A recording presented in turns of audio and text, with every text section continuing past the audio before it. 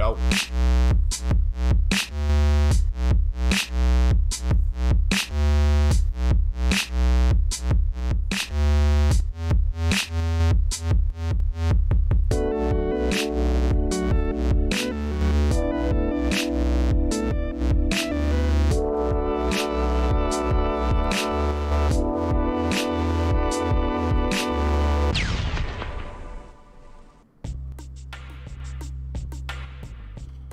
Why, hello there.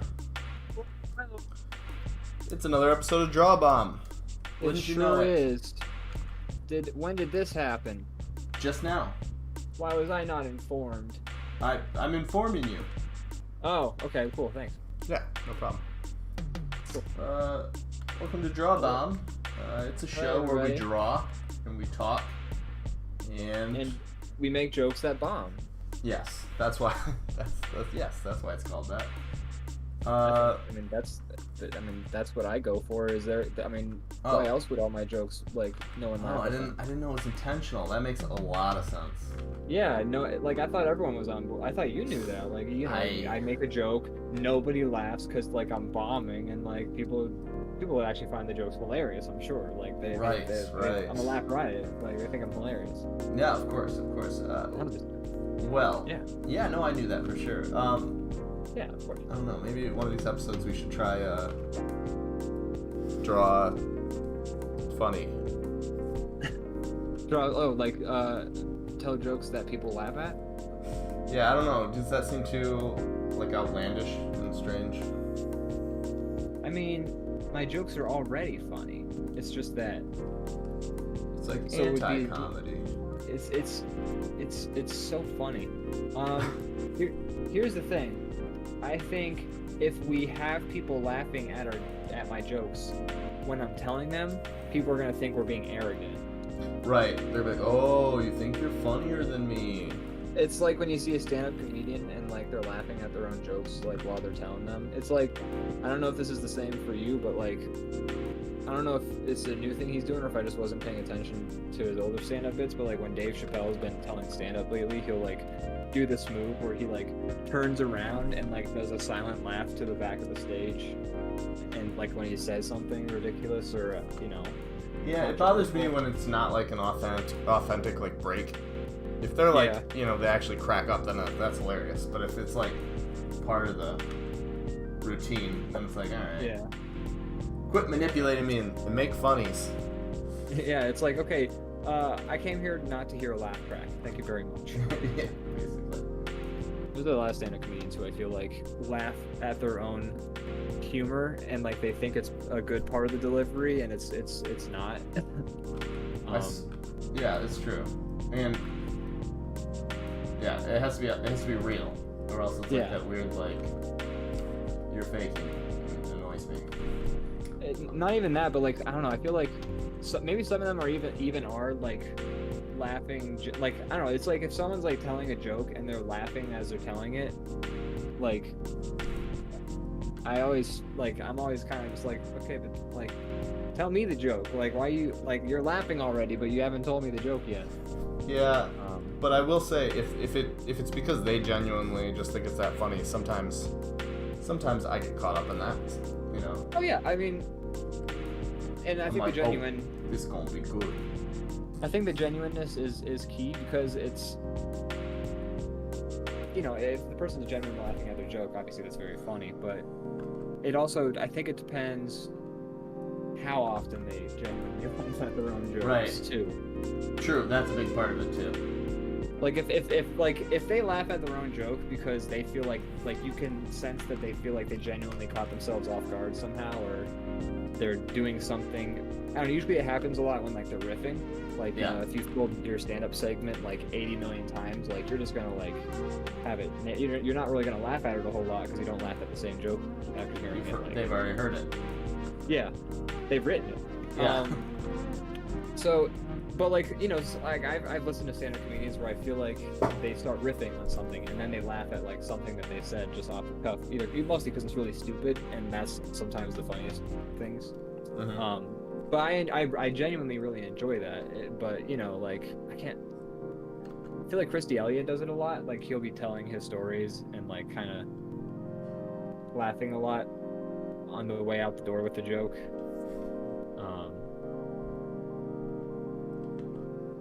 I mean, Dave Chappelle does that towards the stage laugh. Interesting. I saw Dave Chappelle just after he came back. Like it was his first tour back, and I don't know why I'm bringing this up. It just feels kind of like on par with that same thing. Like it sounds like he's trying to, like his act changed a little bit. Yeah. But he was smoking. I mean, he smokes now. Every he smokes stand up you see, and he brought it up, and he's like, you know why I smoke up here is because Richard Pryor used to smoke on every show, and it was how he timed the jokes out and all that. And it's like, okay, that's cool and all, but I love Richard Pryor, but you don't need to just like, well, this great comedian did it, so I should do it too. Yeah, that feels weird. Feels weird. But I don't maybe know, it like reminded me of that when you brought up the fact that now he laughs at his own stuff. Yeah, like he's I wasn't. Like I wasn't like a fan of his. I just wasn't a fan of his newer stand-up things, anyways. Yeah, I don't hate them. I actually I haven't watched all of them, but the ones I've watched, I thought like I don't like him as much as his old stuff, but I do think they're funny. But it's definitely different. Yeah. And like, you know, it sucks to be like that, like, oh, their new stuff sucks, their old stuff was better, because I hope no one ever feels that way about my stuff, like, because that obviously means like I've hit some kind of weird like wall or something like that. And I don't know if I'd say it's a wall, but I want to hear you out before I make my comment on that. Sure. But you know, it feels like whenever I say like, oh, this person's new stuff isn't as good as their old stuff, I feel like one of those dudes who's like mad that somebody's doing something different or new with their thing, right. And I don't want to be that guy. It's like you're not offering anything, you're just doing criticism without like how to make it better type thing. And it just, you know, I don't want to feel like there's some people who like you'll just do new stuff, but because it's not like that thing you did before, like they're not gonna like it. Yeah. And I don't want to be like one of those people, because that's just a very frustrating type of person to, you know, just have exist.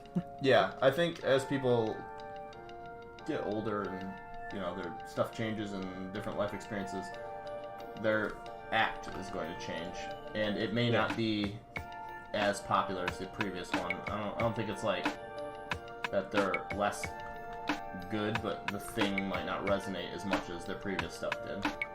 Yeah. There's nothing wrong with that. It's just, I mean, from like a selling your show standpoint, you know, it's probably not what you want, but also it's just like, you know, people change, so yeah, their shows will probably change. Will probably change with them. Yeah. But yeah, I mean, I don't dislike the new Chappelle Show stand-ups. I don't know. I just didn't really like. It was like when I watched all those Simpsons episodes from the newer seasons, for that article. Like, granted, it was just the Christmas episodes. Like, they didn't make me actively angry or anything like that. But I was also just like, when I finished one, I'd be like, oh my god, an episode happened. I like literally, it didn't like register in my brain. It was that like nothing noteworthy. Yeah, exactly. Well, that's a bad sign from an entertainment and a standpoint. Yeah, absolutely. That's a criticism. That's like how I describe a lot of movies that I'm not like, or you know, shows or movies that I'm not like the biggest fan of. It's like I'm not gonna always give a big like essay on why I didn't like it, but usually sometimes my critique is just like I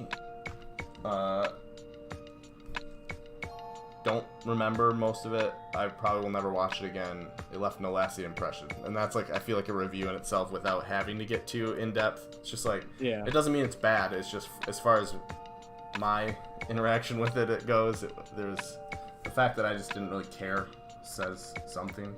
It says a lot, I think, because I mean that's like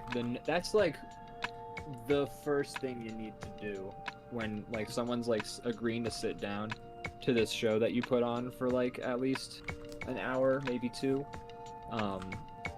is like, okay, like make me care. And if you Yeah. fail that, like there's no other step. Like you've already failed. Like Yeah, it's like they're not going to get a second chance. They're not going to rewatch it usually. Yeah. Yeah, so I don't know. It's just like if it doesn't grab my attention or if it's not memorable, then that's kind of the end. Yep.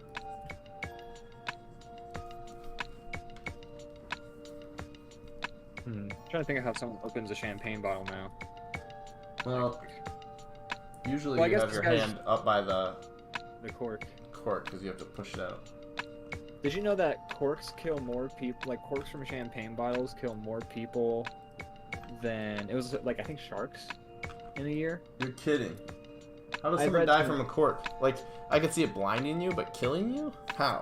That was Where does it like strike you? Where's the area that it strikes you that is the killing blow? nose bone, just like you're opening. I the still don't champagne think bottle. that's enough to push your nose bone into your brain. I don't think a cork packs that much. Is that really it? Are you being serious or are you doing a bit? I'm guessing. I have no idea. I'm looking up champagne cork. Approximately 24 people are killed by champagne corks each year, with weddings the most common place this happens.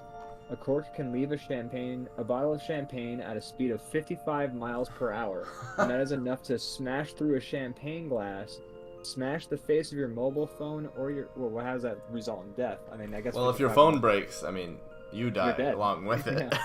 Everybody knows that. Death of the soul, right there. What are you gonna do? You're gonna have to actually be present at dinner after that. Yeah, like you can't just look down and be like, oh, it's looking at tits on Instagram while your mom's like trying to ask you how college is going. Yeah, sounds terrible. I'm looking up an article on champagne. I know I've stopped drawing now after I started. That's but, alright, I'm interested in this now. Let's see. Starts off about spider bites because it's a good segue, I assume. So, the bottle of champagne can only kill you if you've been bitten by a spider recently and you're already weakened. I think, yeah, it's like the final blow. Okay, supposedly the cage that goes around the cork and the technique of savoring the champagne were invented so no other had. Wait, what? There is a cage, yes. I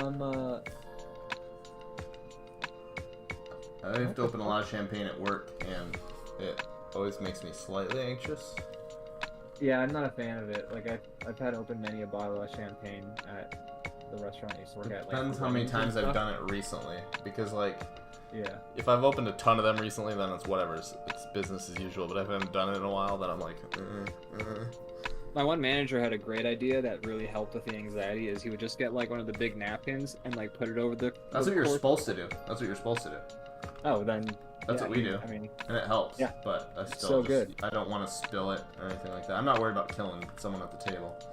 Unrelated to champagne cork deaths, which look at this article. After we talk about champagne cork deaths, I have to talk about this article. But at the scariest thing for me, I think, when we were doing weddings, is like they would want to do sparklers, which is fine. But then like sparklers themselves are okay, but like they actually got like me phobic of sparklers because what you do is one person who's a waitstaff has to light their sparkler and then they have to pass it around in front of a bunch of drunk people and like pass the spark from one another, and like some of those people are like kids or again drunk dumbasses, so like you're all of a sudden trying to get a sparkler in someone's face and then there's a sparkler like dangling and like jabbing around your face.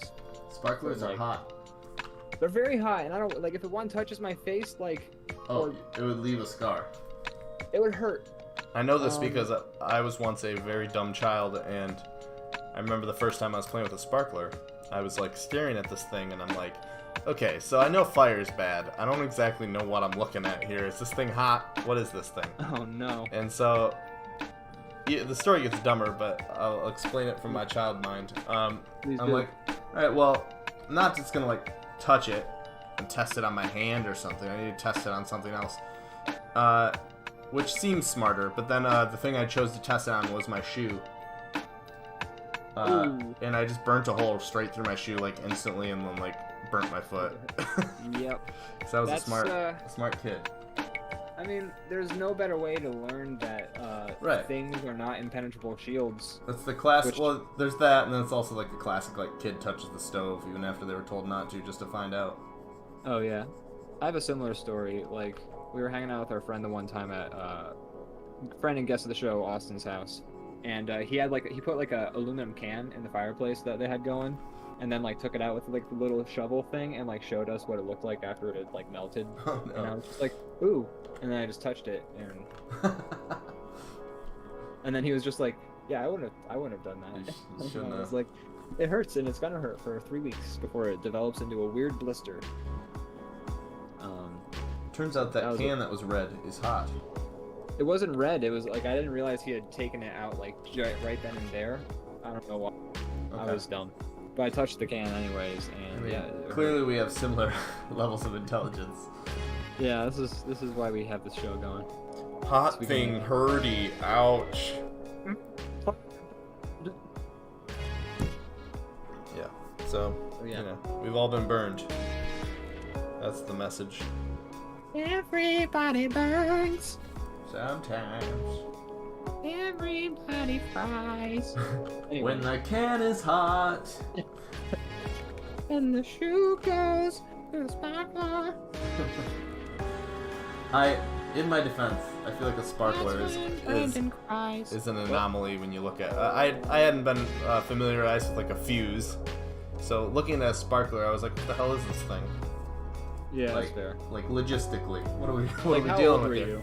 I was little. I don't know. It was the first time yeah. I'd played with a sparkler, so I don't know what age that is. I was much older, so I mean, I think your story beats mine. Or my story beats yours. I mean, I still burn my mouth every time I make anything hot. That's fair. I burn my mouth like once every 2 weeks, yeah, so like that's a sign of an idiot too, I think. I refuse to learn the lesson. I mean, I still like have like pieces of my roof of my mouth falling off after every pizza. It's got to be just like 100% scar tissue inside there. For sure. That's why I don't taste like certain like spices or something like that. This is bland. No, honey, you burned off all your taste Just some buds. permanent damage. Yeah. So this article, champagne cork deaths. First things first.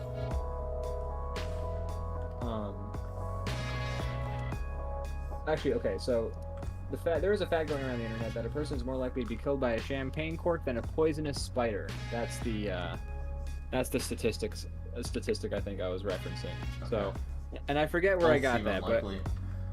But both seem very unlikely. And as with any statistic you read on the internet, always verify, because what or when you read it in a magazine. I'm trying to win an argument. Right, exactly. I needed someone to know how many people died by champagne corks. All I need to do is see the title of the article. I don't need to read any of it. I don't need to fact check it. I just need the headline.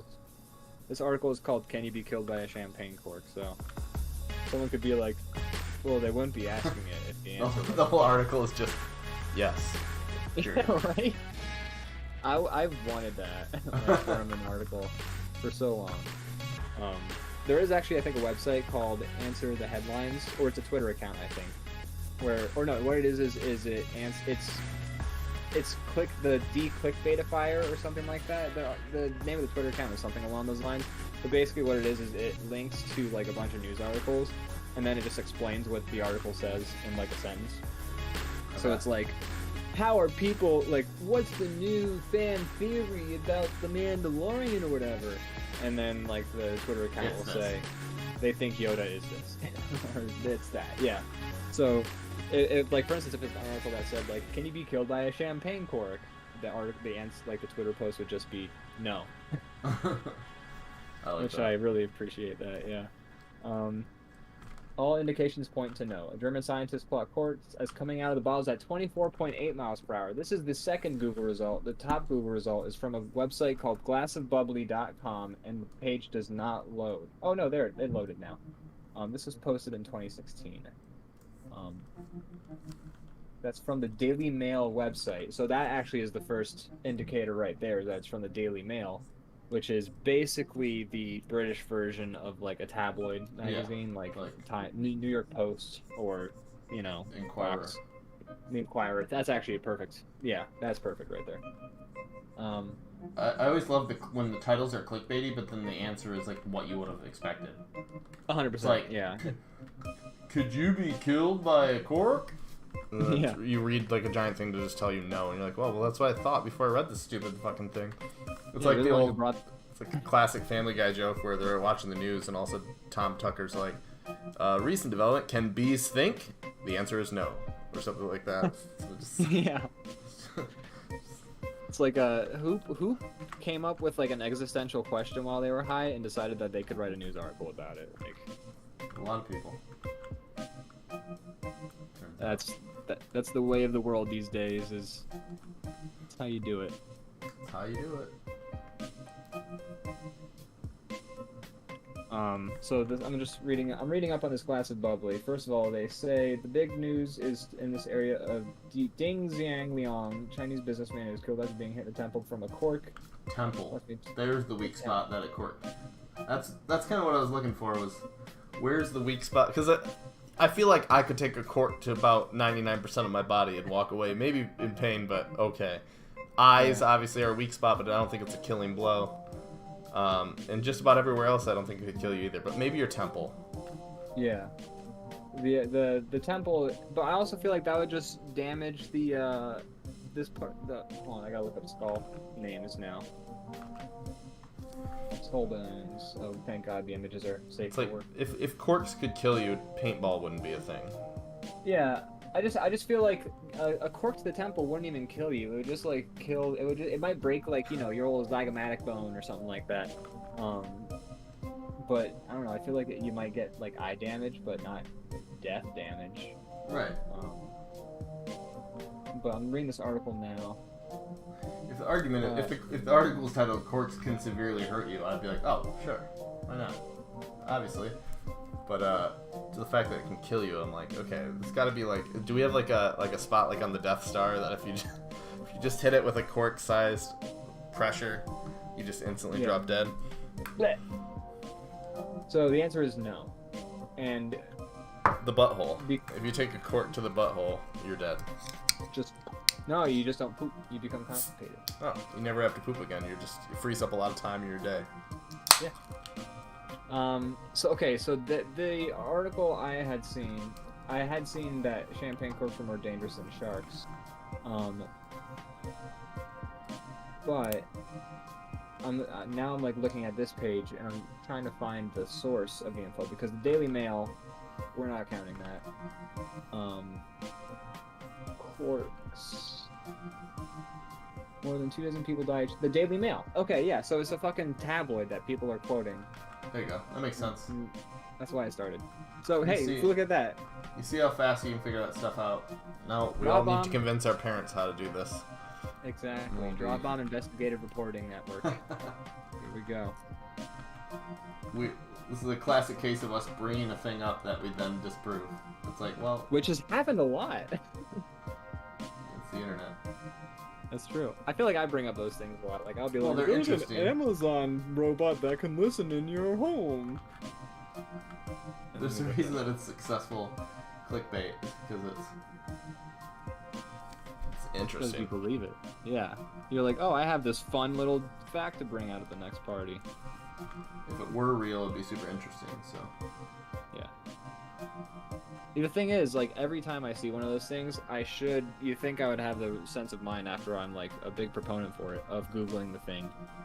Because I always the thing is, that's my issue, though, is, like, I read it and I internalize it, but then I never Google it until I actually say it to somebody, and then I'm just like, that sounds stupid now that I've said it out loud. I should Google this. There are certain things, though, that when you hear them, and I think everybody's guilty of this, depending on your own personality, there's certain things that when you hear them, they just make sense. That something clicks, and you're just like, ah, well, yeah.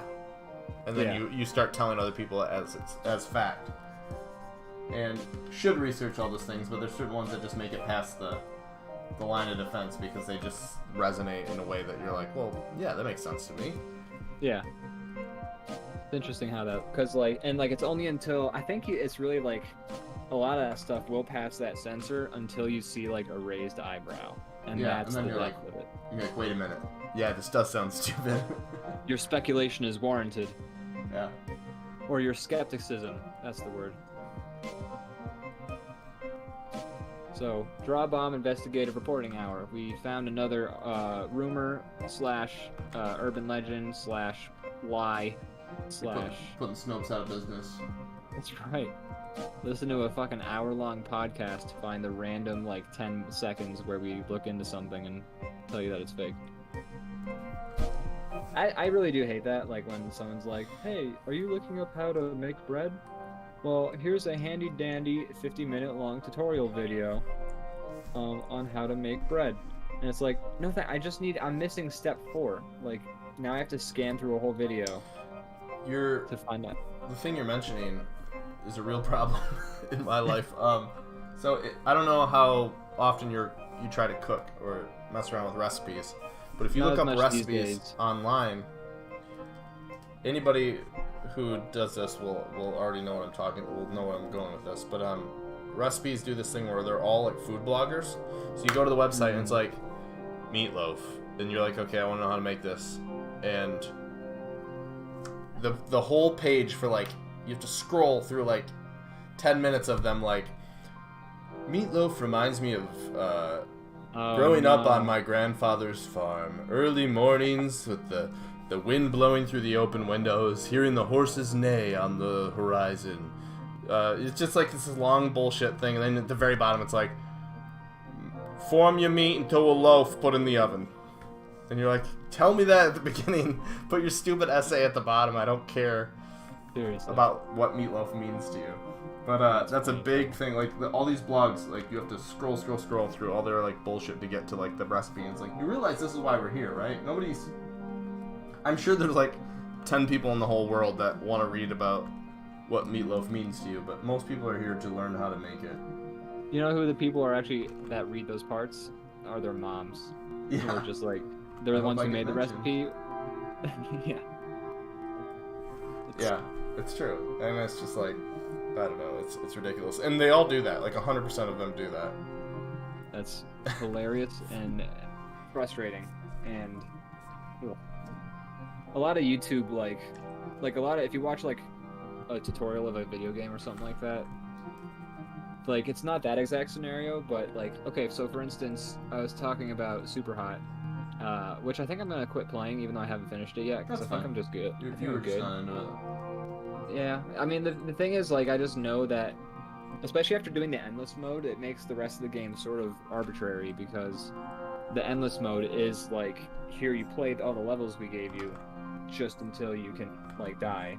And that's kind of what these levels are, except they cut off after you kill like 7 people in the level or something. Anyways,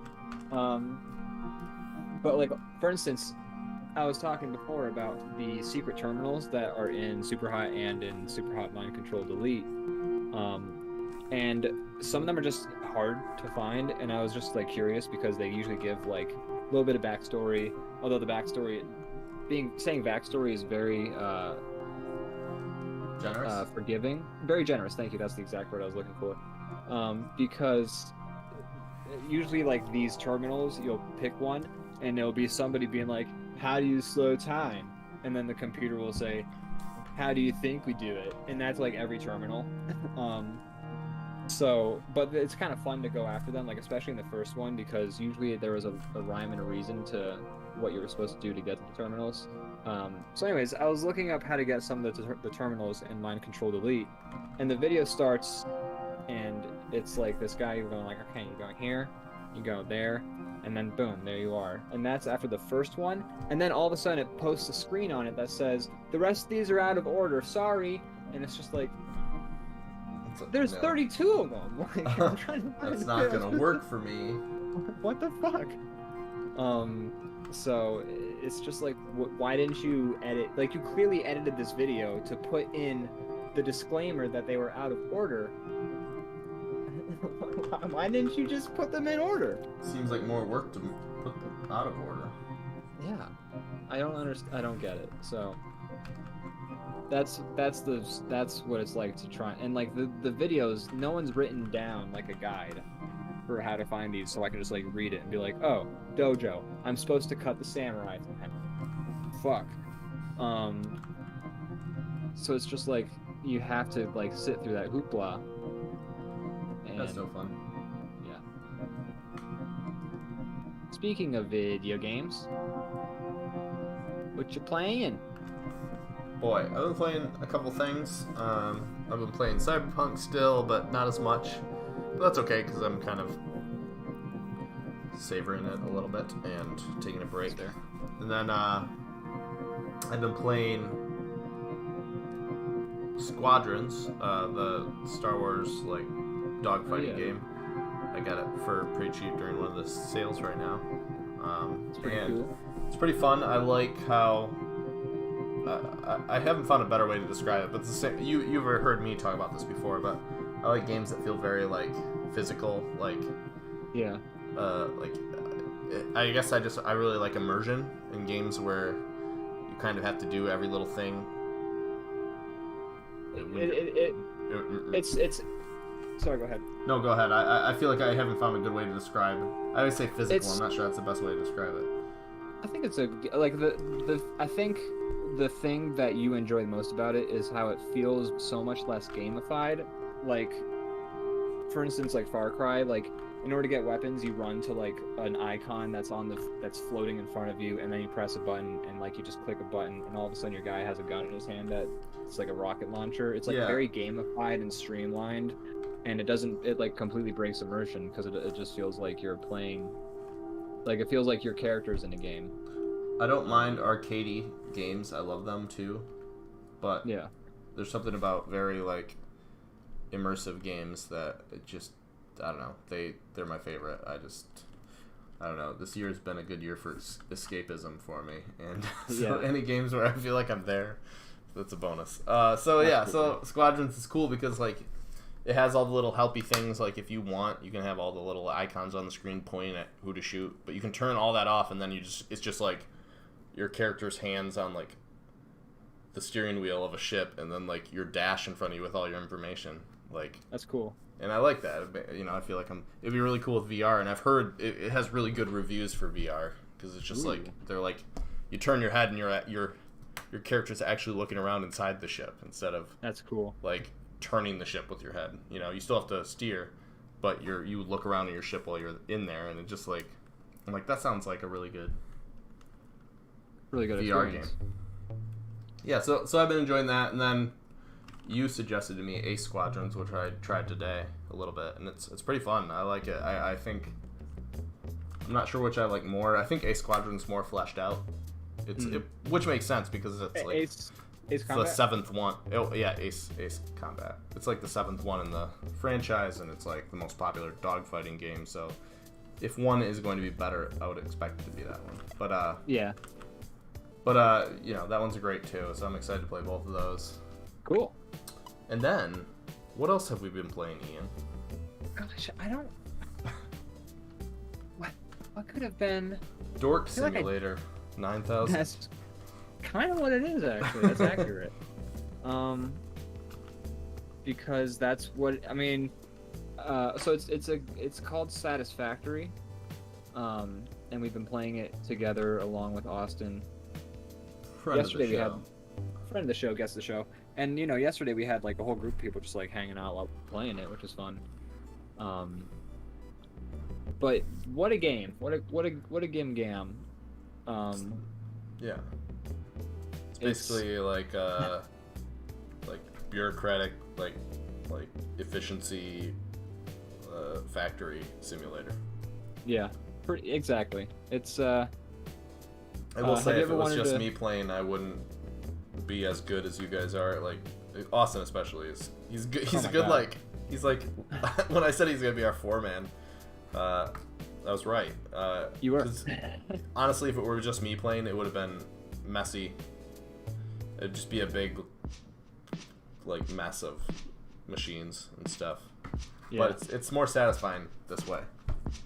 Yeah, I enjoyed a lot playing it with people because I think I'd be in the same boat. Like, I think I would eventually come around to it, but you know, like the last three machines I built, yeah, it would take me a lot longer. Like the last three machines I built, like I built them thinking like this is pretty good, and then Austin would show up and be like, what is this hideous mess? Yeah, you've confused input with output again. This is not 100% efficiency. And then like he'll rebuild it, and I'll be like, oh, that's way better. Okay, cool. It's cool playing with us three because we kind of each fill in the spot that the other person's not really interested in. Yeah. Not interested. That's not the right word. But like we all have the spots where we're like extra useful. Yeah. So we're really dividing and conquering. It works well. We have a good workflow going with that. Yeah. But wow, I am it's addicted. Fun. It's addicting. It is fun. Feeds into that kind of like OCD kind of like, I don't know. Yeah. What type of game that is? Almost like an idle game. It is. It's kind of like an idle game. It's weird because it feels like how, like, and I said this to you, but I'll say it for the show, but like it feels like how City Skylines and Planet Coaster feel, which is where you get to a certain point and like the thing's running itself, and now your job isn't to like survive, but rather to like just make everything like smooth out the kinks. Yeah, exactly. So, I enjoy that aspect. Like I need to make this hand bigger. This has been bugging me this whole time.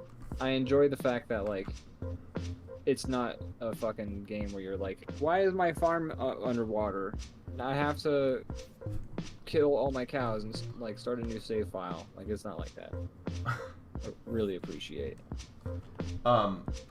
This is not really anything that will make sense to anyone else, so maybe I should wait till after the show, but I'm not going to. I was reading that coal, we're just starting to get into coal power in the game, but we shouldn't, I don't think we should go lean too hard into that. We should make it work for us, but ultimately we're going to switch to nuclear at some point, so. True. And then coal is used for other stuff like making steel, so shouldn't build a gigantic. We should have it like power stuff until we get to the next step. Yeah. I feel like nuclear is pretty soon too. I think so.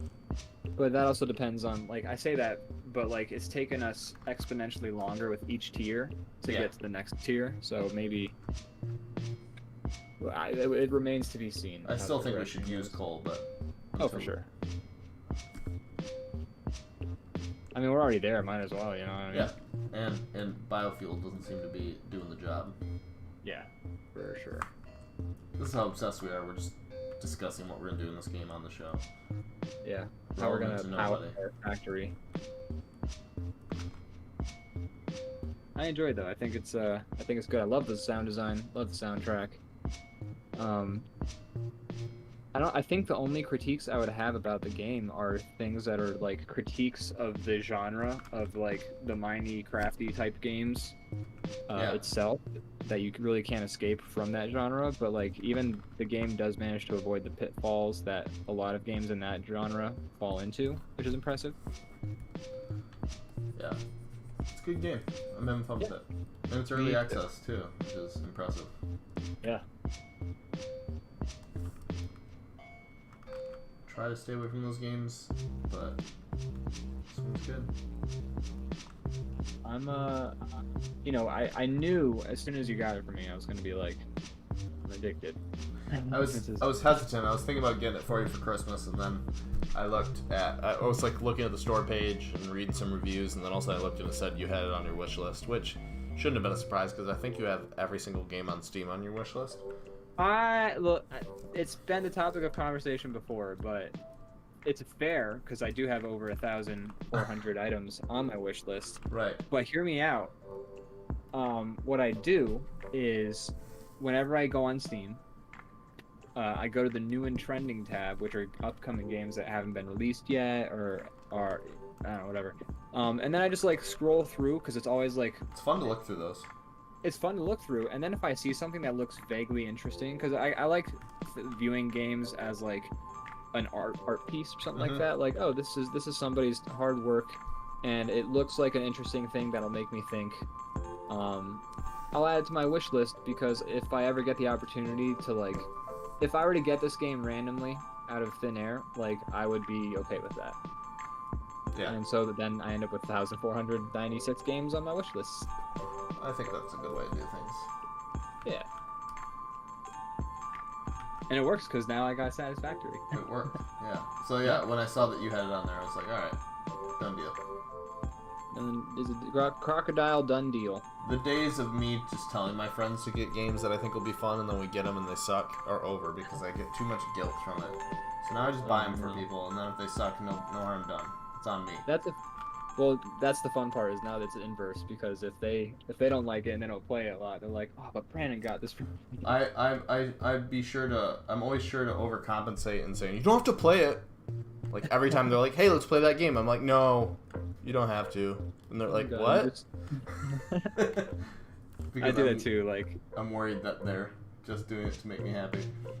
I'm like the opposite of that Tim Robinson sketch where like they argue over the gift receipts and like how he's just like, so you like the gift. I'm like the opposite where I'm just like, I'll give somebody a gift and then I'll be like, oh, by the way, here's the gift receipt. I'm not looking. If you return it, that's totally fine.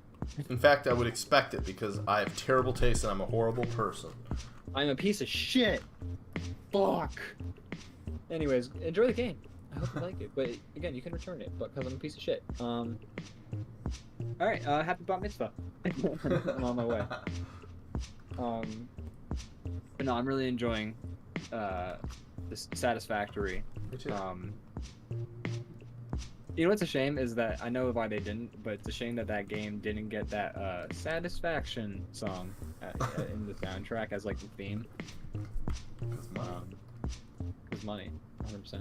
The licensing fee. Also, like the weird thing, like with like, have you seen about how games like Alan Wake and like other games like that have to like be taken off the Steam store because they've lost the licensing rights? That doesn't make sense to me. How does it change after the fact? Like a movie, you don't see that happen with movies, right?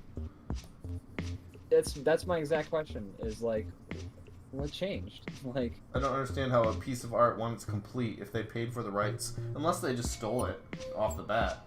Like, if you paid for the rights initially, then what? That piece of art is done. It's like you don't. It doesn't make sense to me. I don't. But clearly, I don't understand copyright law, but like to that degree. But I'm gonna Google it now because I'm curious. I have to know if there's any information about this. Yeah. How did Alan Wake lose its music? It's got its own section on Wikipedia. So here we go. Due to expiring music licenses, all digital and retail versions of Alan Wake were pulled from purchase from the various storefronts as of May 15th, 2017, though Remedy offered a large discount for the title in the days prior to removal, which is when I picked it up for $5. The removal does not affect those who already own the game, nor does it impact the availability of Alan Wake's American Nightmare, though it's likely though the title will be likely affected similarly when its own licensing deals expire, because it has a Kasabian song in it, which I have. If we ever talk about Alan Wake, I can go off. We have. However, and you have. I have. It's true. However, by October 2018, Remedy had been able to rework the music licensing details with Microsoft's help, and the game was made available again on the Windows storefronts with the original music tracks. Remedy is currently working to also secure the rights for the Xbox platform in the near future. Now, there's a whole bunch of like annotations, so I'm gonna look these up because it doesn't explain how that works. So like, still makes no sense unless they just made really bad deals. That's what I have to assume. Maybe that's what it was, where they're like, okay, you get it cheap, but you only have it for this long, and you can't sell the game anymore, which is like a bizarre thing to do. Yeah. Because when you make like entertainment, usually you want it to be timeless. It seems like. Yeah, you would think so, or like you movies know, you and want to be able to sell it. Books, you want it to be like a thing that's like once it's out there, if it pops off, it can be enjoyed forever. Is the hope. Yeah. Alan Wake used several licensed music in the game to great effect, but sadly, and like this is like one of the only games I've heard about this happening, and it's not the only game I've never heard of that happening besides this one. Yeah. Who were able to renegotiate the rights to license. I have to assume it has to do with the Universal Music. Like the only way it makes sense to me without knowing further details is like how Universal Music is like all the music now, like changing companies, or like how for some reason Michael Jackson owned the Beatles music, which I'm actually going to Google that too once we're done with this, because that sounds like an urban legend. No, it's true. I don't get that. That's so confusing. I think the record studio owns it, and then they auctioned it off, and he outbid like Paul McCartney, which seems rude. Seems super rude. Sit next to Paul McCartney and buy his music. Right? So he can't even. Mine. Oh yeah, I No. like that. But hey Jude came to me in a dream. I tell Fuck what, you. If I ever Fuck hear you. you whistling, if I ever hear you humming when I'm 64, I will beat you to death and I will have the legal right. Don't worry, nobody will hum that song.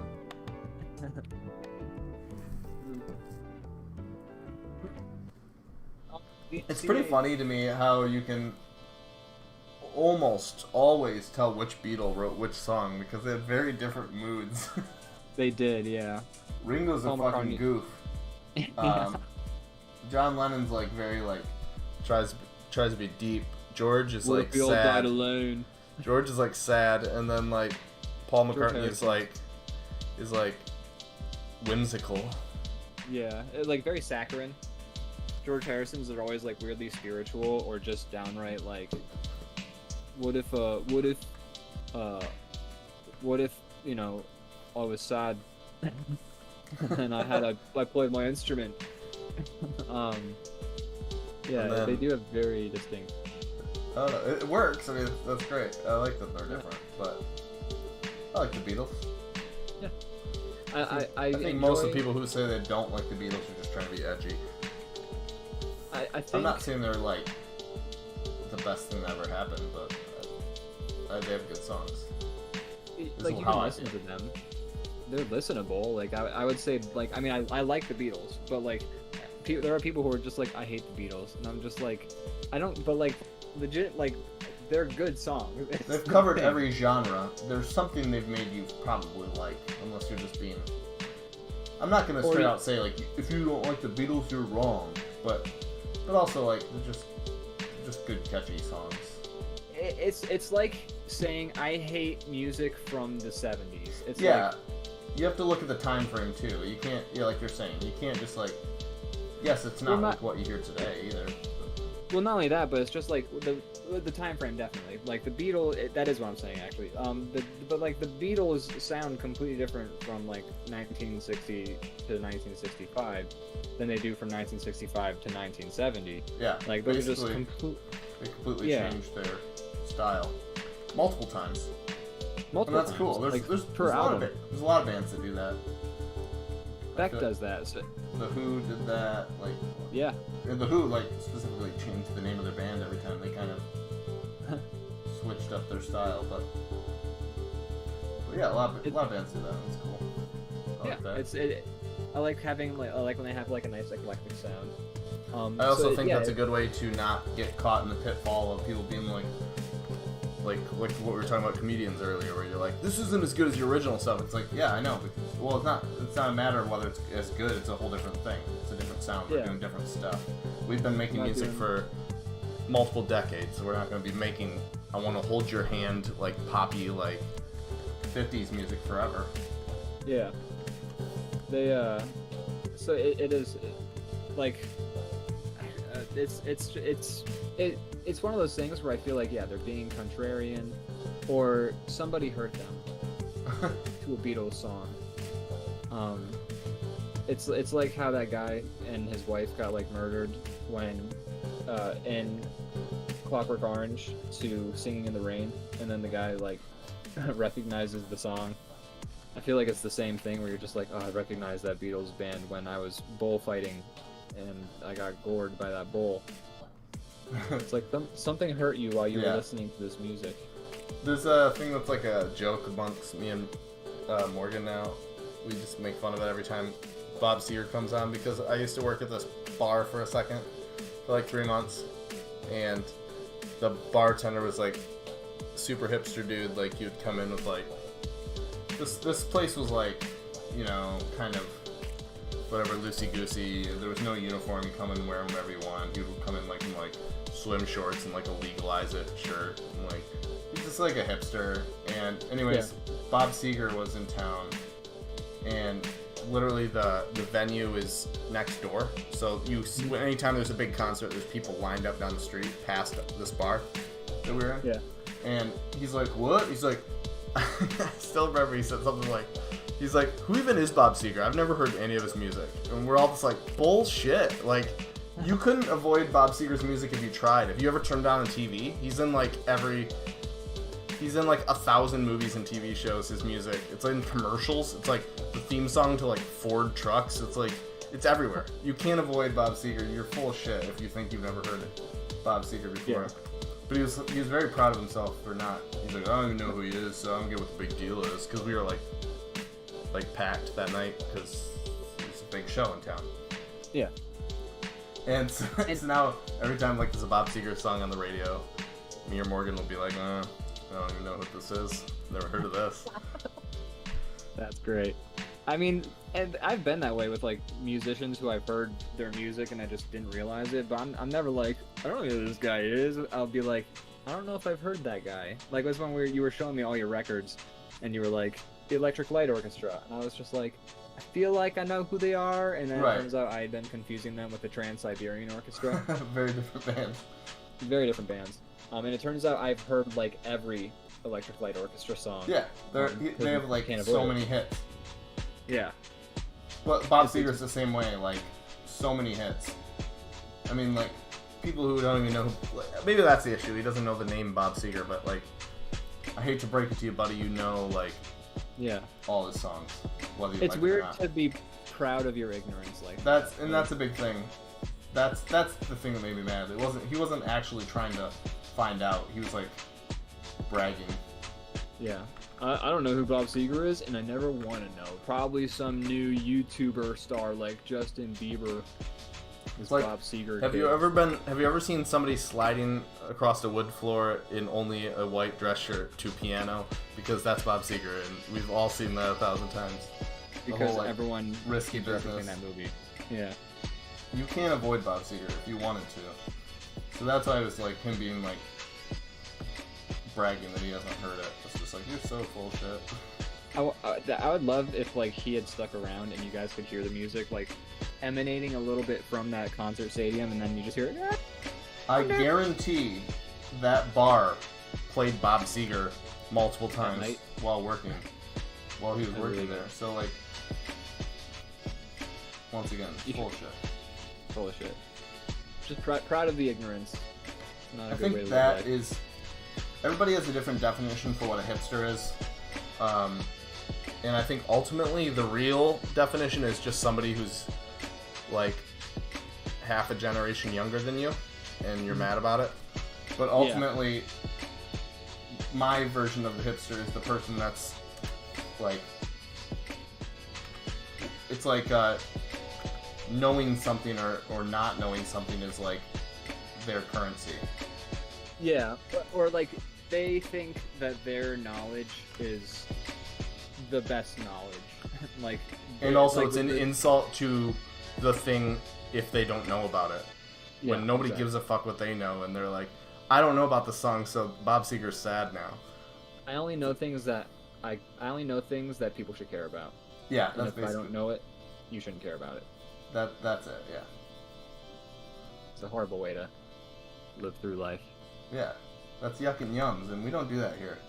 We don't yuck yums. That's the definition of a hipster. A yum yucker. That's right. Hipsters are yum yuckers. That's the first DrawBomb t-shirt. That's it. We got it, folks. Come to stores. It's already in stores.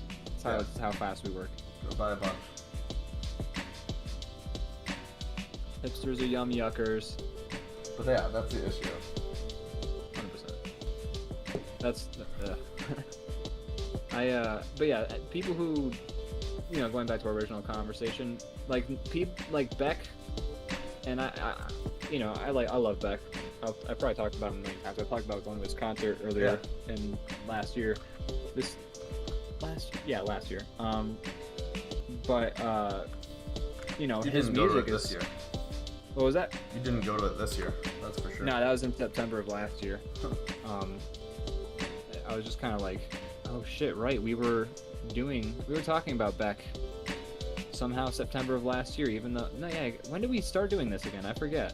I don't know. Was that September 26th? We're at episode 53, so we've been doing it over a year. Yeah, it makes sense. It would bleed back into anyways. But like Beck has like a whole album where it sounds like disco music. He's got like, you know, his songs are very different. So Yeah. like, and like, you also don't hear people saying like, "Oh, I don't like Beck," even though Beck's been around for a very long time, and he's also one of those musicians where you can't go somewhere without having heard his I listened to Colors, one of his newer albums, again earlier this year, and then realized I'd been hearing 4 of the songs like constantly at work, and I just had totally like hadn't listened to the album enough to realize like, oh, this is a Beck song, even though it sounds exactly like him. But like no one says like, oh, I don't like Beck, because he just doesn't have like the weird worldwide acclaim. And if like it's something your parents like, then that's the shit that these people are like mad about liking. Or I think it's also just like, it's very specifically the contrarianism. Like everyone likes like. Yeah, you can't not know about the Beatles. Like that's just a fact of life. It's a hype thing. Yeah. 100%. The more people who like it, the more like value they feel like they get out of not liking it. Exactly. It feels good to hate on. It feels good to be different from the pack and not to like the same thing everyone else likes. So then that's like, again, that's their currency, as you said before. We are yucking yums today. We're yucking people who get a yum out of yucking yums. We're only yucking the yums that are yum yucking. Yeah. if your yum yucking is, if your yum is not is you're almost there. Christ. If your yum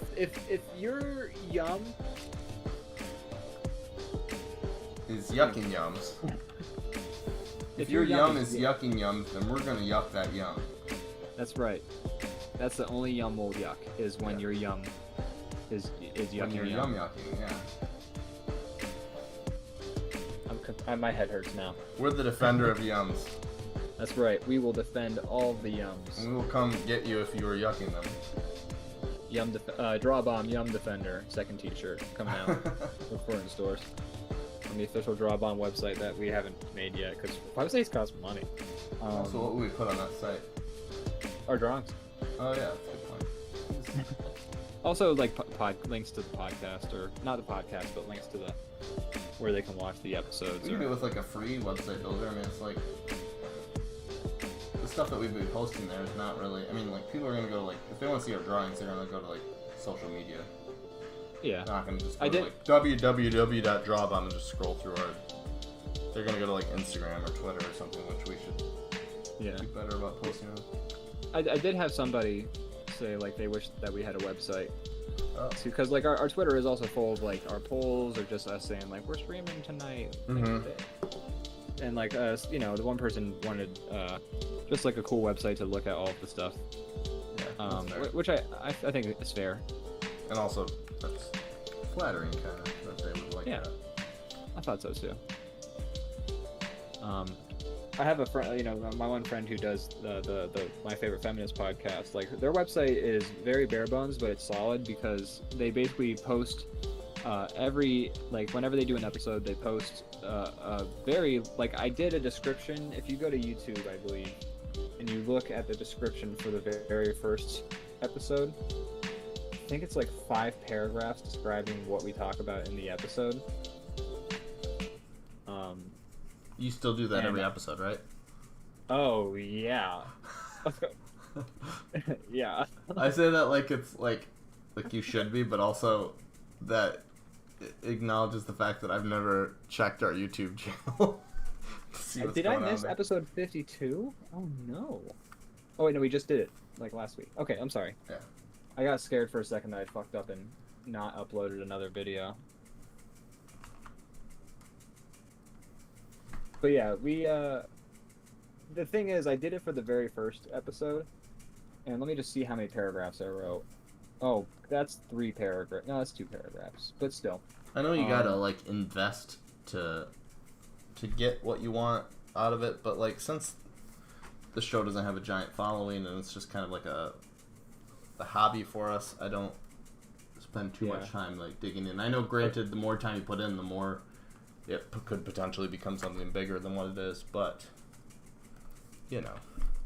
Yeah. I mean, like, for instance, We got one person in the Twitch right now, and I'm pretty sure that's me. So Yeah, I don't think we've had any viewers this episode. I'm not shitting on the fact like that people don't like everyone's schedule is their own. Yeah. That's fine. It doesn't I bother me. fun. I have fun doing this. That's the reason I do it. Yeah, me too. It's just you know, when that number is consistently 10 or above, maybe I'll start thinking Then about I'll be investing in the project a little bit more with time and money and websites. I can only do so much. I have to eat. Yeah. I also draw for money, so you know. This is true. This is just for fun. Right now. Right now. Could be something. Well, we could get a set. We could have guests on. Today on DrawBomb, we have Neil Gaiman. We should actually just do that and piss people off and like have one of us wearing a wig and doing the stupid voice. Could definitely do that. Like, we could definitely do some production stuff that would help our cause. Neil Gaiman, how did it feel to draw a salmon? I didn't know. I was asleep for most of it, hence the name Snan Man. Yeah, my ghostwriter basically I'd said a bunch of shit in my sleep. And then they drew it. Well, they wrote it. And then Also, my ghostwriter is an actual ghost. I'm writing a comic about that too. Yeah, it's pretty cool. I might do a TV show, but do it back in time in the 90s, starring at Samuel L. Jackson for an episode. We got something here. No, but honestly, we can do anything we want. Yeah. That'd be fun. We should. We didn't we? We did an episode once where I played a character. We've done a few. Peeling back the curtain on I've the done douche, some too. I believe was his name. Was his name the douche? I actually don't remember anything about that episode. Was a fever dream. He was the douche, and we drew him on the show. That's right. So Neil Gaiman, how did it feel to work with? I'm assuming Tim Burton at some point. Who? Never mind. I don't remember that bloke. Hey Neil Gaiman, can you show us an example of Cockney rhyming slang? I'm just forcing whoever's doing the character into some wild shit, which I think is the whole goal of if anybody's trying to do any improv.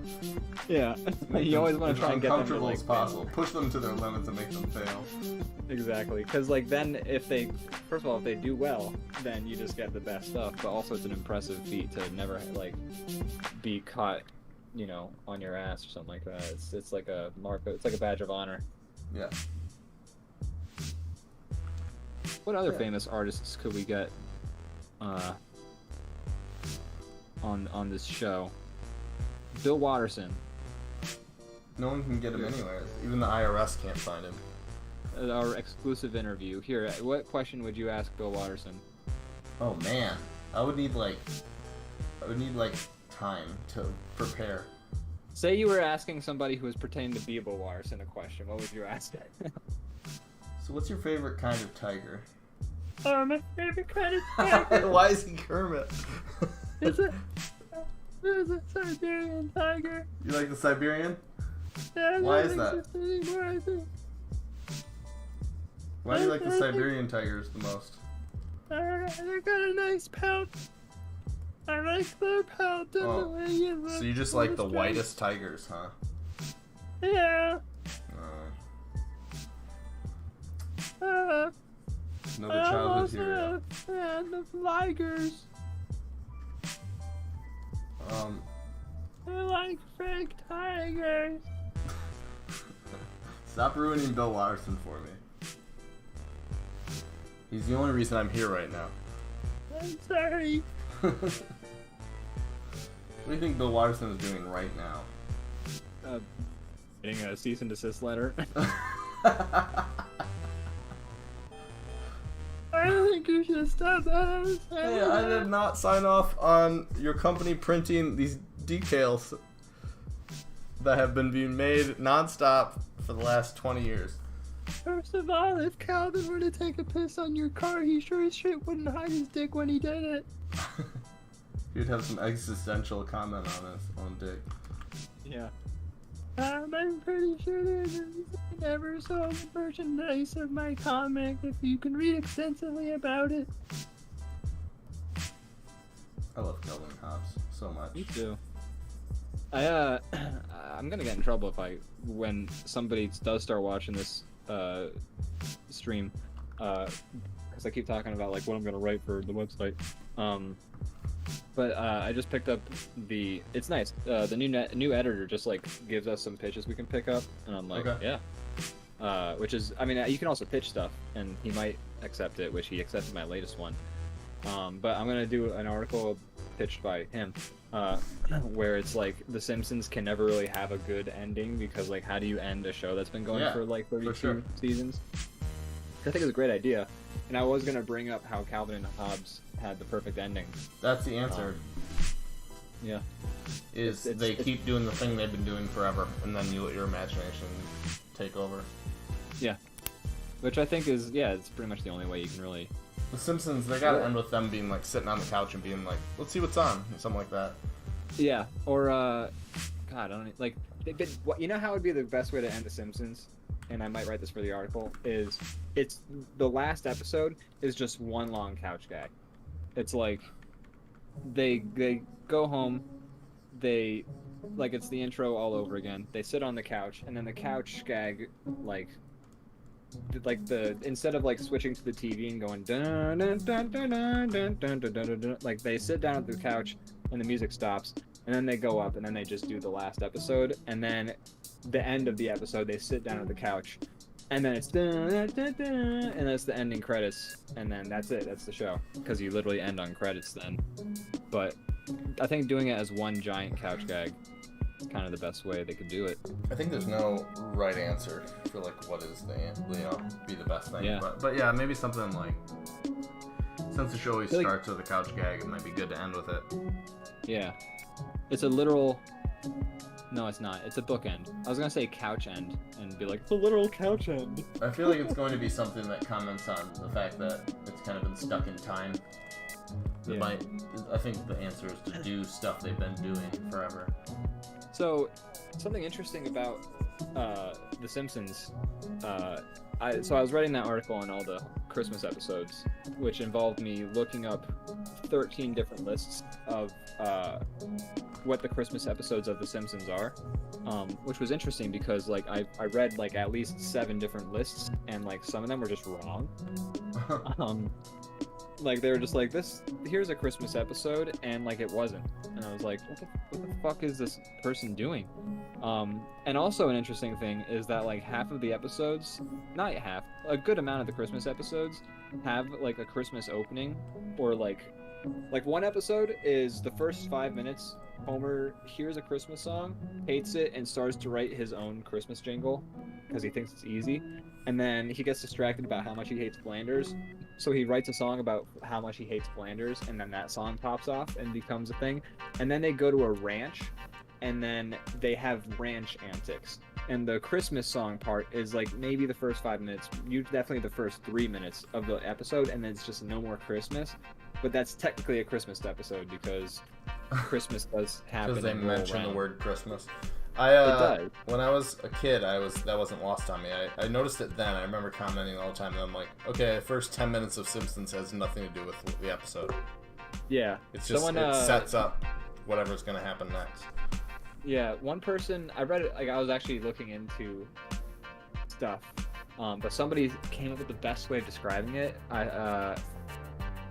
It's like a non sequitur, but like it's a red herring. The first 5 minutes are a red herring because you think it's going to be about one thing, and then the episode ends up being about and I remember it too because we were watching the episode where they find a caterpillar that screams in their garden, and then the guy, like the National Wildlife Conservation, comes to their house and is just like, you can't kill that, that's an endangered caterpillar.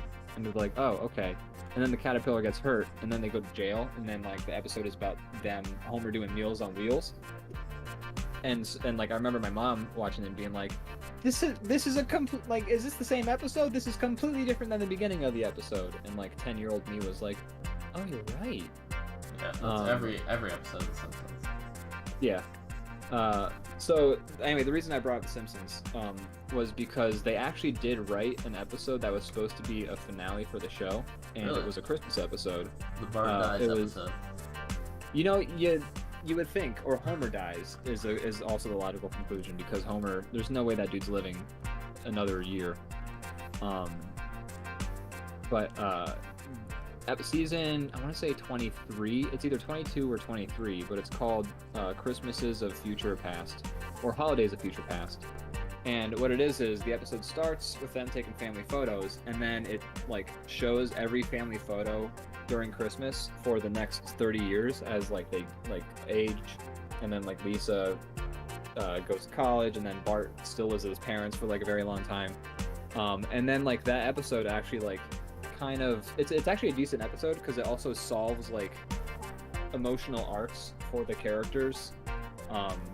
Like Homer and his dad finally like admit to each other like, I love you, Dad, I love you, son, which you can never get out of him in the actual show. So like that episode was actually written during the contract negotiations, where they were like, we might not have the cast of The Simpsons because we have to pay them less.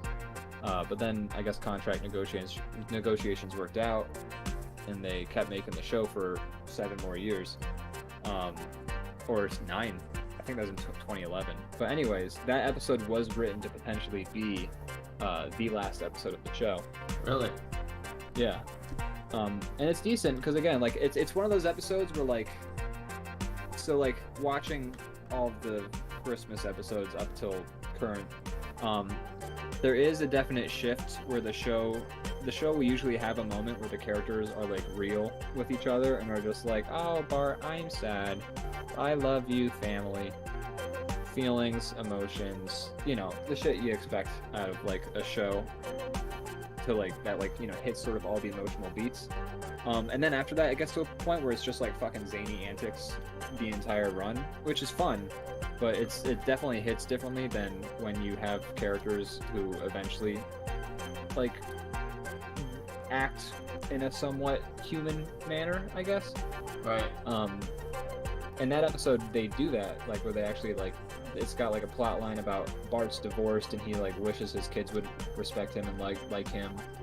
Lisa's worried that her daughter is like, you know, emotionally I always like the separating episodes from where her. they kind of jump to the future.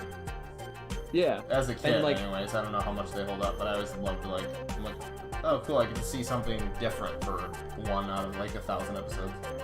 Yeah, and like the one where Lisa meets the British guy in college, and then like they get married, and then like Homer's too dumb, and so the British guy dumps her. But they always like play those episodes off as like, these aren't real, these are clearly fake. I think they just don't want to like dedicate to saying they're canon. What was that? They just don't want to like lock down into saying they're canon. Yeah, this is like the first episode where they like went to the future and like under the pretense that no, this is actually what happens to them like 30 years in the future or whatever. So it's interesting. And it would actually super work as an ending for the show. Like you go into the future, the kids finally like actually age, and you know, they have their own emotional arcs with raising their kids that they have to sort of pull through. It made sense as like an ending for the show, and now that the show kept going for another 9 years, it's kind of like, well, you kind of already you know, fired that arrow from your quiver. Fair. Yeah, it's a weird thing. Some people aren't into the No, you do that. I'm doing the rim light or the rim shadow. The Sorry penumbra. if I'm wrecking your plans here. No. I knew you were gonna do that highlight, so I was just like, I did it and then I undid it because I was like, I'll do the penumbra after you do the rim light. Some people don't like the finales being, now let's jump into the future and see where they're at. Yeah. I don't know. Which I get. I don't always hate it, but I don't know. I know like the one example I keep thinking of is Morgan is one of those people that she like watches The Office, and then when she finishes that, she watches Parks and Rec, and then when she finishes that, she watches The Office again. But she's not a fan of how Parks and Rec ended, which is where it jumps into the future. I didn't hate the ending, but I actually haven't. I need to finish Parks and Rec. I know they do a time jump, but yeah, at the end, it's like the last. But I didn't hate it. I thought it was okay. I actually, it's hard to end stories about 1,000 characters just doing zany shit all the time. Like, yeah. What's the conclusion for characters that don't really have an arc? Yeah, it's like and like they're slice of life shows almost. Yeah. Like, so like for all these characters that don't have an arc, how do you give them a satisfying end? That's and it's weird, and it's tough because it is weird to also end those on saying like, oh well, this emotional arc that this character has been going through is solved, because like life never works out where you just automatically like overcome some thing you've been.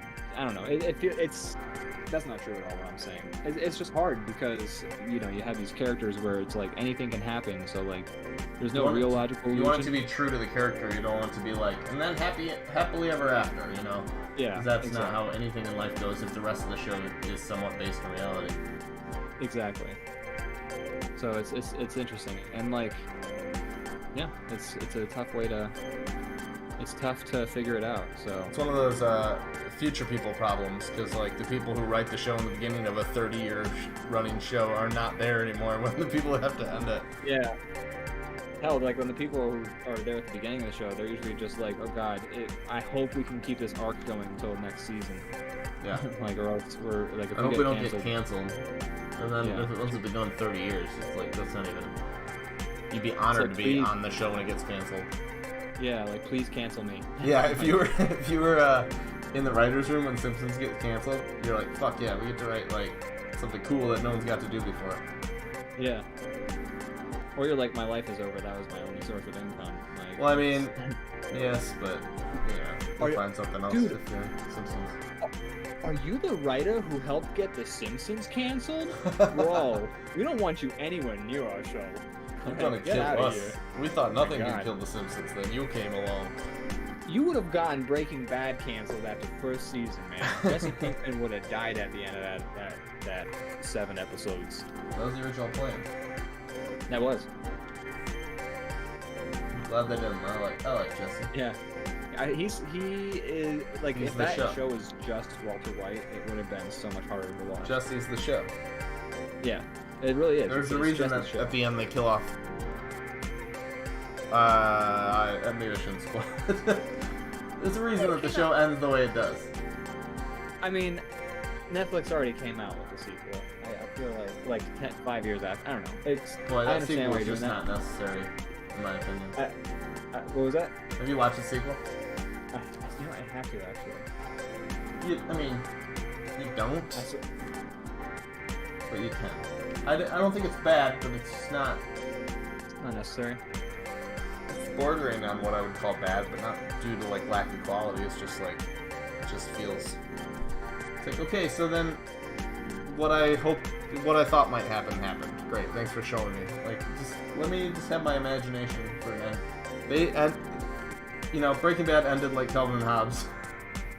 Sort of, yeah.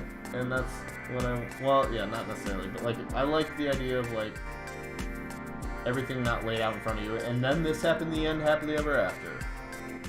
Yeah.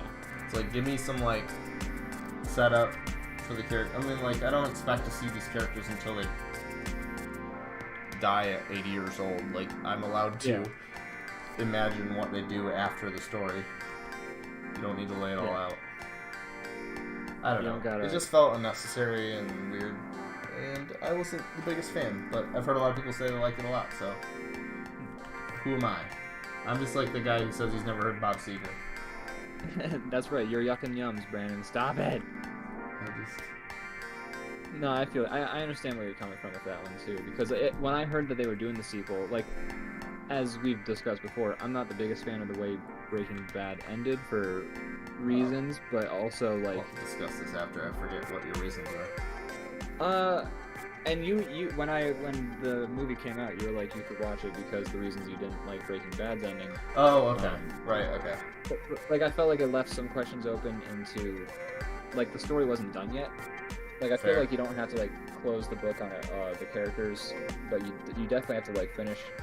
Like there were some threads that were still left hanging, and also I felt like for instance, this is not as spoiler territory as what we avoided spoiling for Breaking Bad earlier, but you know, there were emotional arcs that were set up that just never, like I felt like they dropped them because they were just like, nah, we don't have time for that anymore. We got I don't like when they do that. And we're just like, we planned out a lot of stuff and we just don't have room for it anymore. Yeah. So. But I do like hanging threads. I like hanging threads too. They're tactfully chosen. I don't want just open-ended, but I like to be able to kind of some things be like, well, I'll imagine what happens, and you know, maybe I don't get to know. Yeah. Life's not all clean and tied up in neat little bows, so if I, you know, in my stories, I don't expect that to be the case either. Yeah, it's one of those endings where there were still like reverberations that would happen from the actions taken by like the main characters, and I feel like those are the sorts of threads that you do need to tie up nicely because like otherwise you're just kind of like wasting people's time. Yeah. That's fair.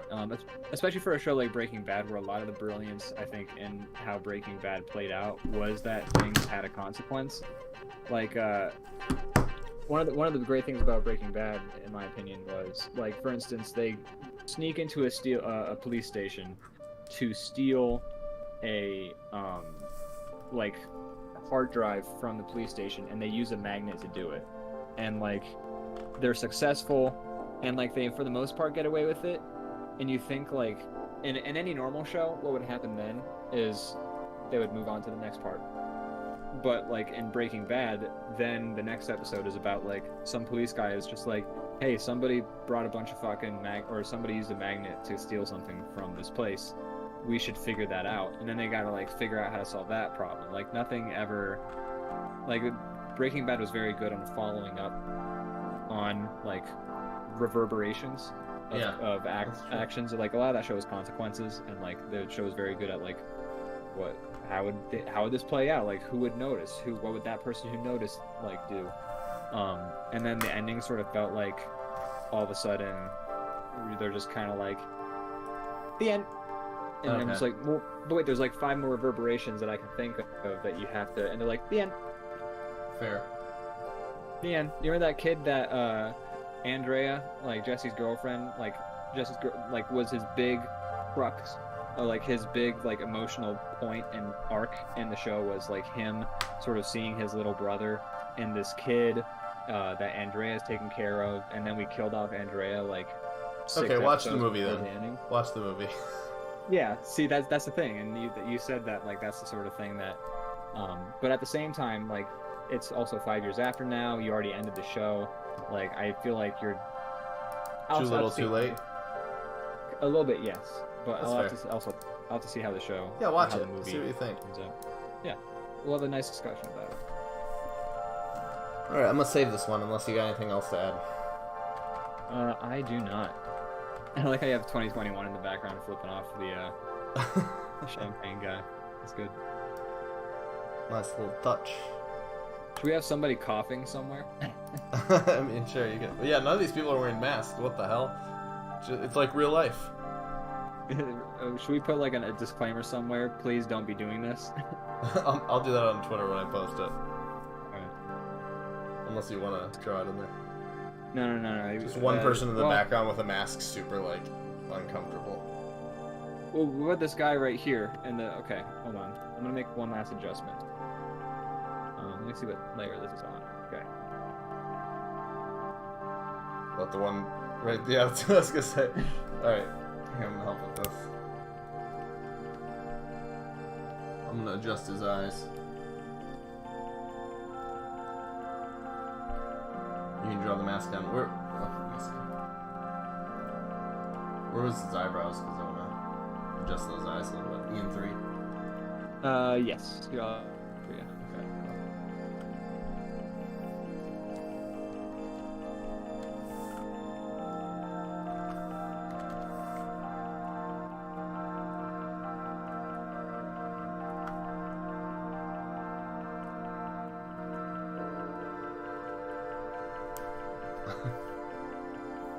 I feel like it makes that blue dude who's like rock on even funnier because like we have one dude who's like worried and that guy just doesn't give a fuck. He's like, yeah. 21's over, the bad year's gone, I can take my mask off. We beat COVID. Please.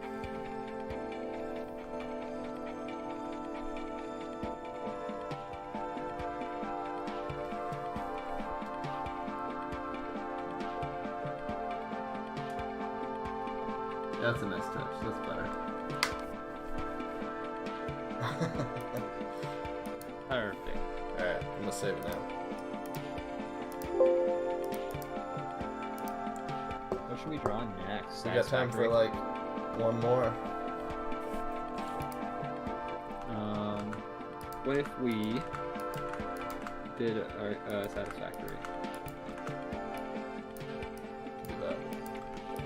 You know, I saw when I was looking up like when they plan on releasing new updates for the game, just out of curiosity. I'm not impatient. I saw that they had talked. They mentioned on their website like character customization, and I was just like, when? Like I haven't customized my character one bit. I have a Santa hat on. I would love to put a fucking jester hat on my engineer lady.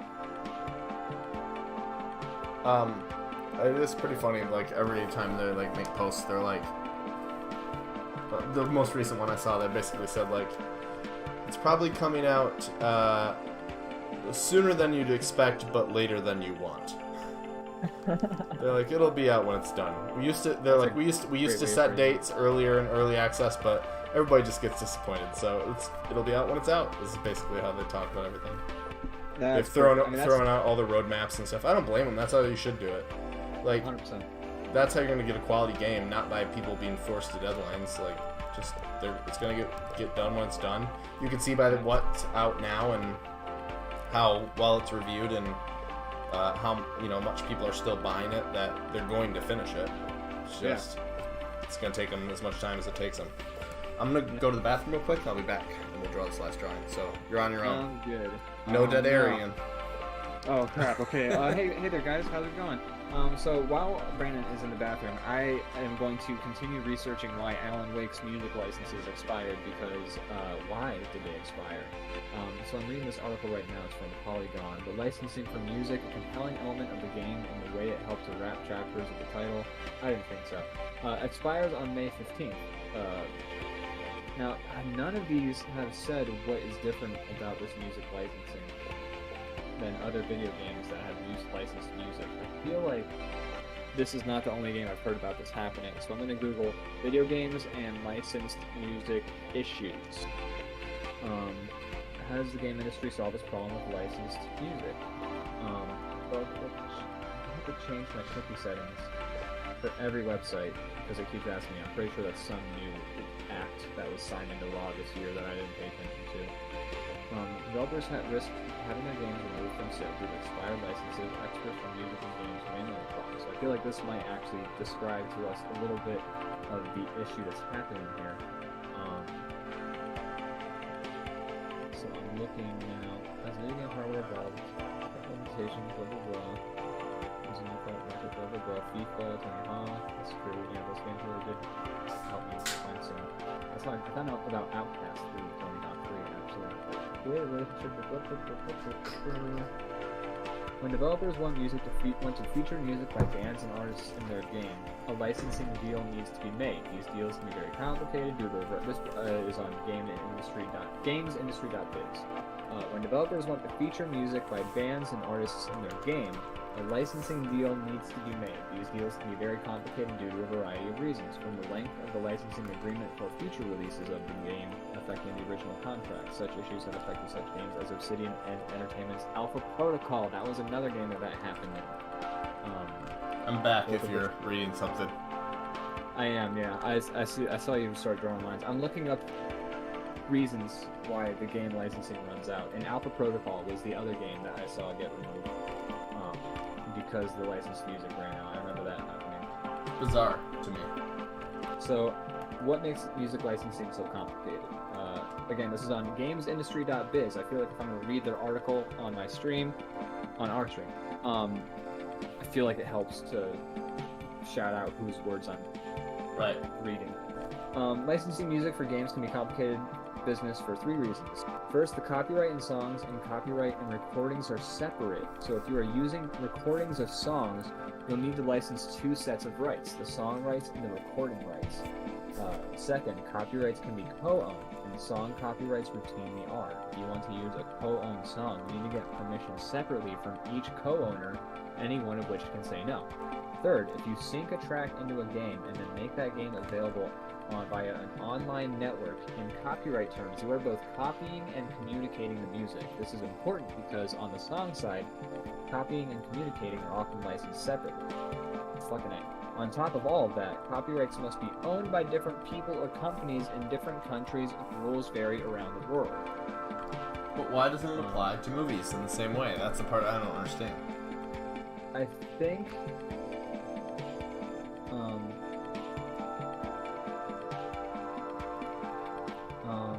I think it's because, you know how every game nowadays has like the definitive edition, the remastered edition, the blah blah blah, this and that edition. I think that comes into play because it's technically a new product. As well, I mean, if you think about it, Alan Wake originally came out on the Xbox 360, and then when they were selling it on Steam, that's a whole new system. True. So I think perhaps maybe this is speculation right here, but I think if they're going to save money, a lot of times developers will be like, how long are they going to be selling Xbox games for? 5 years? Or if we only bought the song for 5 years worth of time? And then, you know, that game gets remastered or it gets put on PC, and then that becomes an issue. And most game developers aren't experts when it comes to the legalities around music licensing. If you want to feature licensed music in your video game, one of the easiest ways to protect yourself is by working with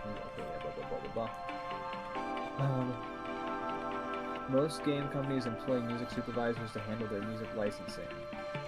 Electronic Arts is a great example. Game developers who are not at a major game publisher probably can't go down this route. Usually the developer wants to pay a flat fee for the sound recording and for the sync rights to the song. The most fundamental mistake we see is when developers miss that first step of separate clearances for the song and the recording. This mistake usually only happens to happen once, and developers learn the hard way. It's an old problem. So that's, I think, a good explanation for it as well. That's the answer. There it is.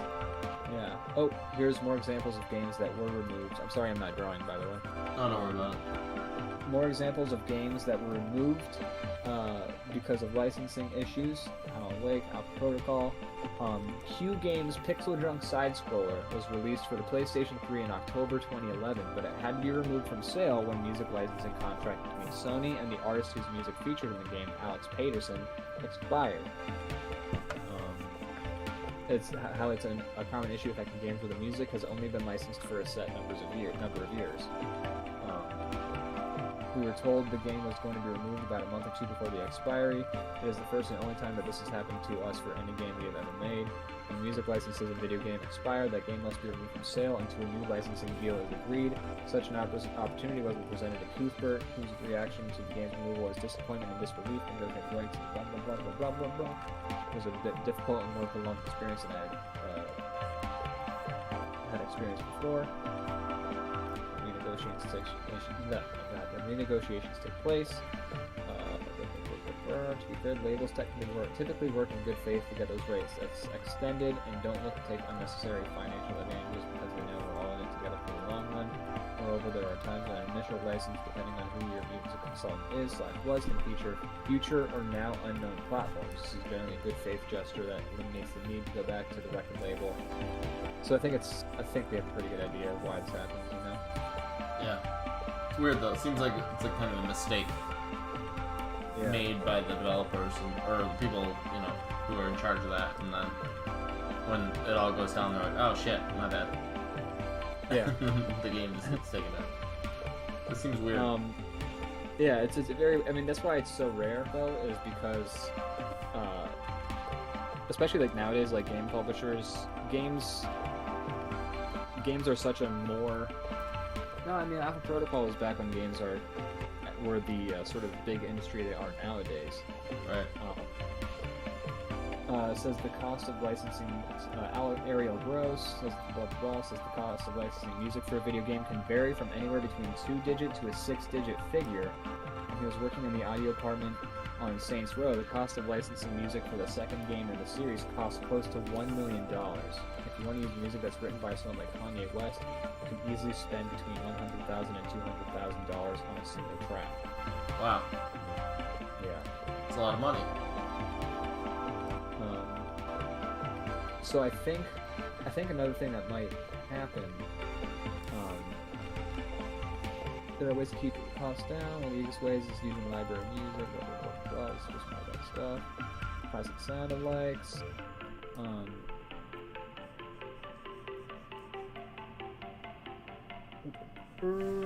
Still reading. Sorry.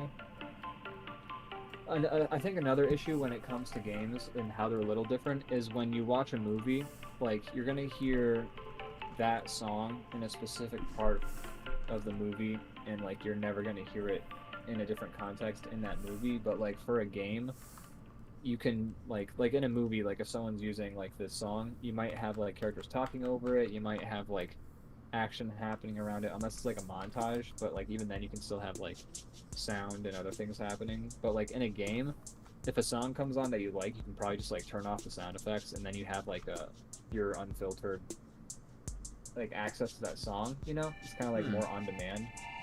Yeah, maybe. Could be it. I have no idea. Read the contract carefully. You have a lot of license. I mean, also when it comes to movies, I mean they're all published by like big studios, at least nowadays. Yeah. So it's not really uncharted territory. They've got this figured out a long time ago. Yeah. I mean, shit, I read about some movies where they just like straight up stole the music, and then like the movie was already successful enough that they were just like, we got it. We got away with it. I forget what movie it was that I'm thinking of that I read that, but it was like some director who's fairly known, and like it was like an early film of theirs. Well, that's bizarre. It's bizarro, man. I've been catching myself. I've been saying wild a lot. Like, I feel like over the last month or so, I'm like, that's wild. I've been saying it so much. Now I'm so much so that I'm hearing myself say it for every reaction that something is like weird, and I'm like, okay, stop it. I've also noticed myself using wild a lot, and then I try and think of an alternative. And I'm not like, against it initially. Like, I don't think it's like a stupid thing to say, but the fact is, I'm saying it too much. Yeah, it helps to broaden the vocabulary. Yeah. It's like when I started hearing myself say the word sick, and I was like, oh, that's sick. That shit's sick, bro. Yeah. I remember making fun of you for that. But I mean, I say it too sometimes. Yeah. And to be fair, sometimes that adjective feels like the sometimes best word things for are situation. sick. Yeah. And that's that. But you wanna have a spectrum of words to choose from. Exactly. A wonderful, delicious, eclectic vernacular. Keep people guessing. You don't want to hear the same stuff all the time. Right? It's like, oh, somebody's been studying their word of the month dictionary, or like calendar or whatever. I used to have one of those word of the day calendars, and I tell you what, I fucking love that thing. Yeah. I mean, that would be good for learning new words. Yeah, definitely. And also, you know what else is a great thing for learning new words is Frasier, because like the character of Frasier and Niles are that they use like, well, mostly Frasier, because it's always a joke that he's like used such an insanely difficult word for something that's very easy to say. Yeah. Like he said erudition. Well, he said he pronounced it wrong actually on the show. He called it like erudition, but it's just erudition. But it's basically just talking. That's the word for talking. But so like that show, I've learned a lot of phrases and words that I'm never gonna remember because there's like, well, I watched like 50 episodes in a day. Any episodes that are your favorites? Not that I've watched enough of it to like know them necessarily, but there's a couple I know. Yeah. Oh shit. You know, I just saw one that I really liked. I really liked the episode where they're all getting massages, and like that's the frame story for them talking about like what happened earlier in the episode. And it's like sort of like it'll jump around in like the timeline, and like, so like at one point a character says something, and then the one character runs off crying, and then you find out a little bit later in the episode why she ran off crying, and then but it's like it's actually a Christmas episode. What was the other episode I saw that I really liked? I saw one recently I liked too.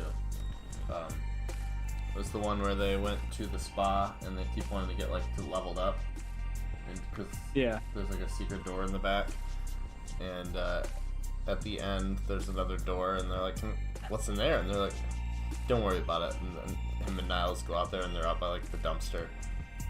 That's hilarious. Thought that was that is a good one. The one episode I like, this isn't an episode, but it's a joke that I just think is fucking hilarious. It's when Niles separates from his wife Maris, and then he gets a dog that is like really like frail looking and thin and like meek and silent, and they're just like, "That's your wife." And so like what he'll do is he'll be like, "Hey, come on, sit on the chair. Come sit on the chair." And the dog will just stand there, and he'll be like, "Okay." And like he says "okay" to the dog when he gives up trying to get it to do something. The same every time, which is just hilarious, especially because of like his history with Maris. I'm curious what I haven't really seen that actor in anything else besides that and Wet Hot American Summer, but he's awesome in Wet Hot American Summer. He is great in that movie, and he's great in The Simpsons. Who is he in The Simpsons? Sideshow Bob's brother, Sideshow Bob, who is played by Kelsey Grammer. That's hilarious. Yeah, I know who's. I already put that together as soon as you said it was his brother, but that's funny. Yeah. But what was I saw one episode that I thought was really good. I used to watch Frasier a lot as a kid, which is weird because I don't know. Some of the jokes are like very like physical comedy, like or slapsticky. Yeah. So I guess that's what spoke to me, but the rest of it was just like, oh.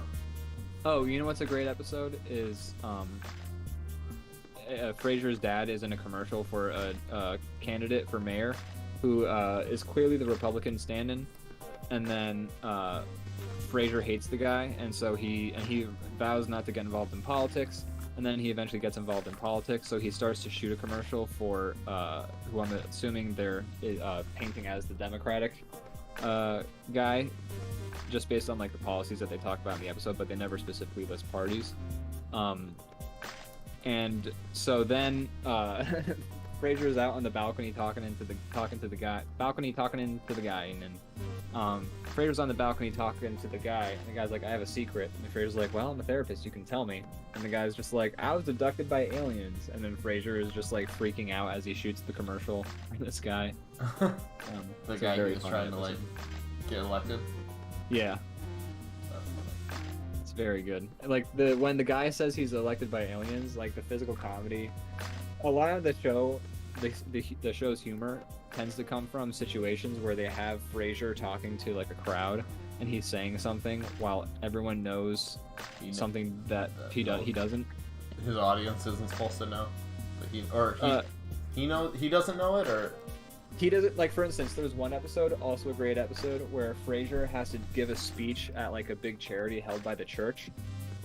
So he talks to the priest, and the priest gives him a whole bunch of jokes about bishops, so that he can tell them during the speech, because it's supposed to be like commemorating this great bishop that's at the church.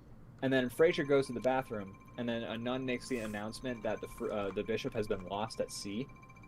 And then Frasier comes back in time for his speech, completely missing the announcement. So you, as an audience member, and everyone in the crowd knows that, like, everyone in the crowd is super sad. And then Frasier gets up at the podium and is like, "Hey, everybody, how's it going? Blah, blah, blah. We're all waiting for the bishop. I don't see him. I'm sure he'll, drift in shortly." Because he's been lost at sea. And he just makes a whole bunch of jokes that are just in terrible taste because of the news that, he doesn't know. And there was, like, another episode where Frasier's, like, it's an arc for a couple seasons where Frasier's dad, like, his last case was this murder and he can't figure it out. And then Frasier is looking at the photos his dad was studying and he's like, "Oh, I think I've got it. A monkey was the shooter." And this monkey trainer hired the monkey to kill the guy.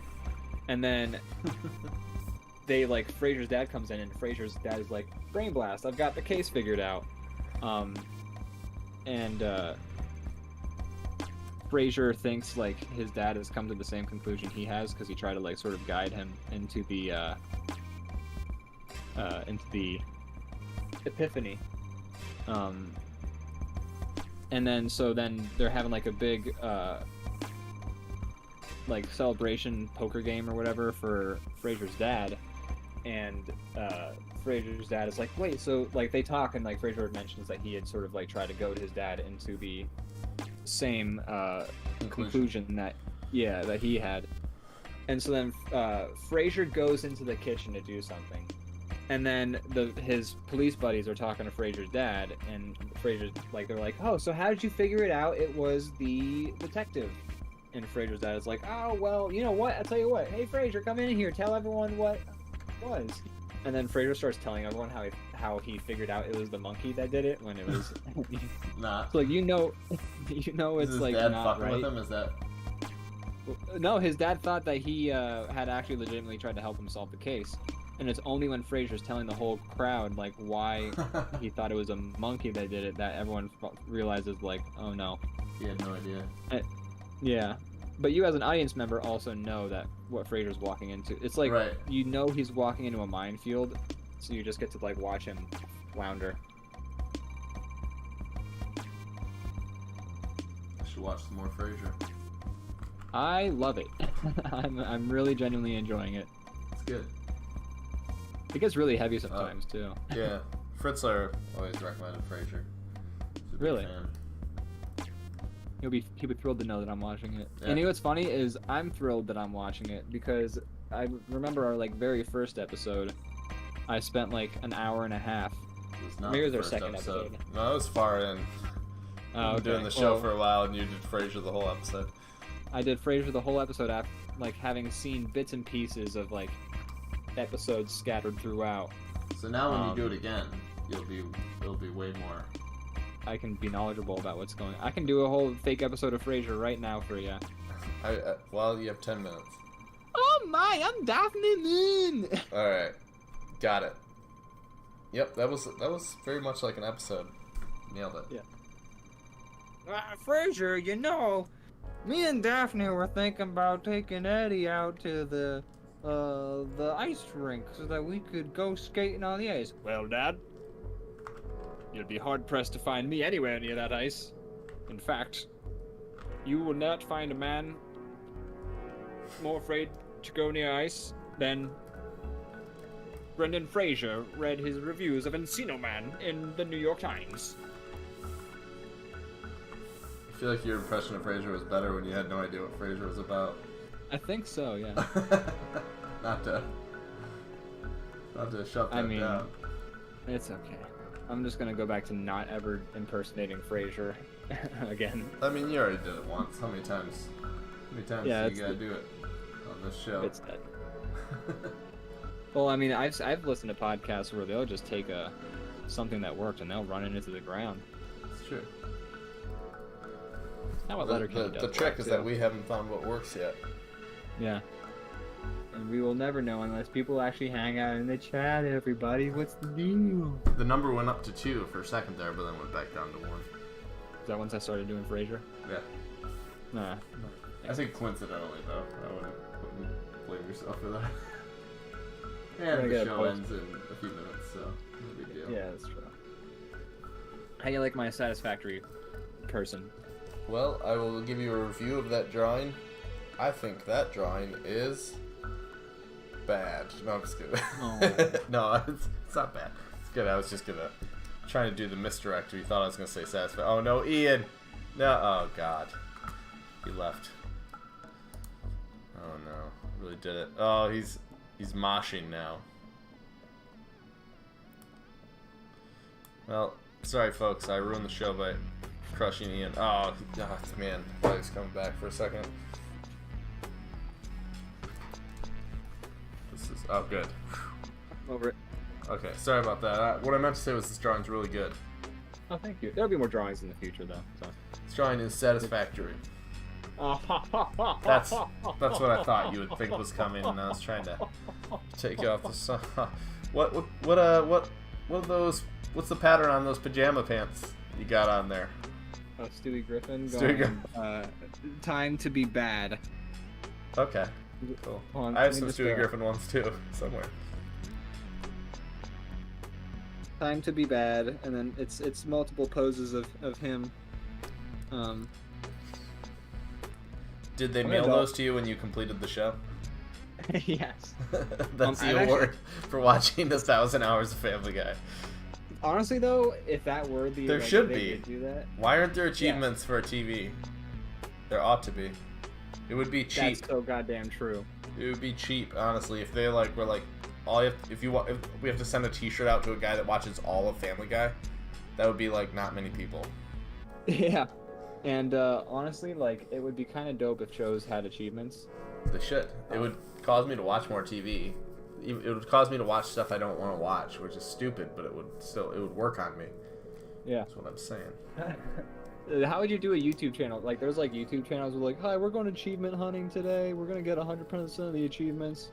In Halo, like, hi, we're gonna get all the achievements in Frasier, which is where you watch the credits all the way through, without singing scrambled eggs. I was gonna say you have to be able to sing scrambled eggs word for word on sync and get through to get an achievement. Yeah, that is something I have done and can't do. I saw there was a TikTok that I saw where the guy was. It was like a montage of my roommate trying to say they were watching Star Trek. They were watching all of the original Star Trek. And it was a montage of my roommate trying to say space at the right time, all through quarantine. And it's just like 50 clips of him being like, right when he goes space, the final frontier, trying to say space at the right time, and he's like staring down his lap, and he's like space, and he's off by like a little bit. He's like fuck, and he does it like 30 times, and then he finally gets it. But that's incredible. That would be an achievement. I think so. Like that. But I don't know how they would record that, but you know. I don't either. It's not gonna happen, so we can have fun with the hypothetical. Oh, for sure. What would be another achievement for a show? You watch it. Law and Order. Guess the killer. You just get that like the first episode. Is it the famous guy that is not ever on the show, but he's conspicuously around on the scene of the crime? Ah, shit, you got it, man. 100% of viewers have this achievement. Yeah. I love those things that tell you how many people have the achievement. That's nice. It makes you feel more like you earn something when it's rare. Yeah, but also it's funny to see like what achievements people do and don't get. It's funny sometimes when it's like you beat the game and it's like 2% of people have this. It's like, oh, that's unfortunate. Yeah, or the weirdest ones, and it's when it's like beat chapter 1, and then chapter 1's like 20 minutes long, and it's like 80.6% of gamers or players have this achievement. I'm just like, are you counting the people who bought it and just have been sitting on it? Because like, fair, I think it only counts if you turn the game on. I don't think. Which is even more confusing. Like, so 20%, like a quarter of the people that turned on the game turned it off before they beat the first mission. Right. Just like I would, if I was a developer, I would want a list of those people to go find them. Yeah, I would put an achievement for like start a new game, and then just see how many people opened up the menu and then left, and then you'd be like, but why? Yeah, you could compare that to the people who didn't beat the first mission, and get a real glimpse. Really find out what's going on with behind the psyche of the people who paid for my product. I have a lot of games that I buy and I've barely played. I do too. And I do intend to play them again, or ever. I hope so eventually. too, but who knows? Yeah. I've made bad purchases in my day. It's happened, so. Oh yes. I have like an addiction to games that like grab my attention, so I'm always like looking for new ones. And like as soon as I get bored of a game, I look for a new one instead of finishing the one I'm on, which is a bad habit. Yep. But I do it. My Steam wish list is 1,400 games, so I mean. Sure. Well, 1,300, 900, or 1,399 now that I bought you that one. So there you go. And thank you so much, by the way. I appreciate it. Yeah, that's what I was fishing for. So. A compliment? Yep. Whoa! We got a live one here. Boy, comedy like that is what you can expect from this show. Thanks for tuning in. Thank you so much for. God. No one else. Yep. My It's mom. getting to be about that time. Oh, is your mom watching? No, she's not. Hello, Mrs. Newton. I don't tell her because I don't know if I'd want her to watch this. Yeah, I would never tell my mom about this show. She would try to be supportive and watch it, and she would hate it. Yeah, she'd be like, "You guys just say the F word a lot." And then I would be self-conscious, knowing that my mom is secretly watching. Yeah, I don't need that. I don't need that in my life. Like those friends who do that My Favorite Feminist podcast, like they say at the beginning of some episodes, like, "My mom is listening to the show, and I'm so happy," and I'm just like, "Oh God." If it were a I don't podcast, I'd feel differently, I think. If it were edited and this is just like we're just streaming live, it feels a little different. Yeah. It's not scripted, or right. it's not like planned out, or it's not edited. So it's Kinda different. going buck wild on this show. Yeah. But if it were maybe a podcast, I'd probably tell more people, more like family members about it, stuff like that. Depends what it's about. Who knows? Who knows? Who can never be sure? I guess my greatest fear is my mom would watch it just to support me, and she would not be entertained, and I don't want to waste that much of my mom's time. I'm in the same boat. Like, I don't it's think just she would like, be like outraged by the stuff we say and do. no, it's like when I try and show my parents a TV show that I like, and then they just don't vibe with it at all because they just don't. Yeah. And I'm like, sorry, I made you sit down with this for a half hour. You never Sorry, have to I do took it that again. time from you. You'll never get it back. Thanks for supporting your son. Are you gonna color this? Nah. Okay. Well then, I would say that's about it for tonight. That's it. That's all. Maybe I'll color it while we're doing our outro. How about that? Okay. All right. Do you have anything to plug, Ian? I mean, there's a show I do every Monday at 8 p.m. or most Mondays. you always at steal 8 my p.m. plug. Eastern Standard Time. You may have heard it. It's called Comedy Bang. No, I'm kidding. It's called DrawBomb. You should check it out. It's pretty dumb. I'm not a fan, but I make it, so I'm doing it. I'm a fan of our show. Aw, thanks. Me too. Yeah, watch our show. Mondays at 8. It's a laugh riot. It is a laugh. We have caused riots. Yes. It's an issue. We are to blame for several deaths related to these riots, but we are not. We were cleared of any charges of instigating. We don't take personal responsibility for these. We take no responsibility. So I'm sorry to all those people. Is a very it's a very convenient stance to take when you cause It really problems. When you intentionally fuck something up and then just say like, "Wasn't me, bro." I don't. Nah, I don't feel responsible. Oh, well, that's cool because you are. So. Yeah. So thanks. I don't care how you feel, you piece of shit. Anyways. You fucker. Hey, what's going? Is it? What are we? Did we just trip and fall into politics corner? What happened there? I don't know. Sneaks up on you sometimes. It sure does. Support. Anything else? Support artists. If you like the kind of stuff you see, it doesn't have to be us, but support. But it'd be nice if it's us. Buy some work from small artists. That's always a Good good too. thing to do, and it allows people like us or other artists out there to keep doing the stuff we love and the stuff you love, and then you just try to mooch and try to scoop it up for free. You love it too. Don't lie. Yeah, you like it, you little bitch bastard wormy boy. Exactly. You like it. So yeah, so buy art. Buy art. Anything else to This please? is our last show of the year. Oh my god, it is the last show of the year. Happy New Year, everybody. Yeah, Happy New Year. You know, get right in those resolutions. We're gonna ask about them next episode because everybody knows resolutions are important. Yep, and just remember, if you do come up with a resolution, we know where you live. We will be keeping track. You're contractually obligated to complete them. We will hurt you.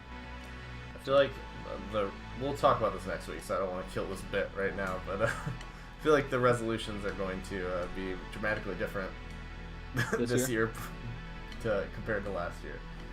You know what's funny is my resolution last year was, or at the beginning of this year was, I'm gonna go out and I'm gonna do things more often and like go to shows and concerts and etc. All right, so you have some curse. Please choose wisely with your resolutions for next year. Make it like something. My resolution's the same. Oh no. Although I'm gonna wait till obviously everything is over. No, I know, but I was saying like maybe the thing that you wish for, there's like some weird monkey paw like dramatic like rubber band where you're responsible. So like you should wish like I'm going to do nothing this year. I hope I never have to leave my. I resolve to stay as shut in as. Well, no. Here's the thing though. If I wish that, then there's gonna be a great cataclysm that's gonna force us all from our homes. So. Oh shit. You can't game the monkey paw. Doesn't mean I won't try. That's the folly of man, hubris. Anyways. Well, yeah. Anyways, we'll check it. We'll talk about that next week, I'm sure. But you know, thanks for watching. He said to nobody. Yeah. I don't mean to be a downer. I have fun making this show. I always enjoy talking with you, even if we do it. This is what we call having a conversation instead of hosting an episode. It's what people did before podcasts and streams and things. It's good. It's good. All right. Well, on that note, I think we're all done, and I'm gonna play us out. Please do. I just finished this.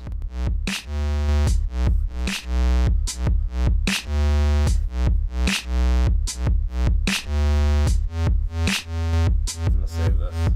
Alright.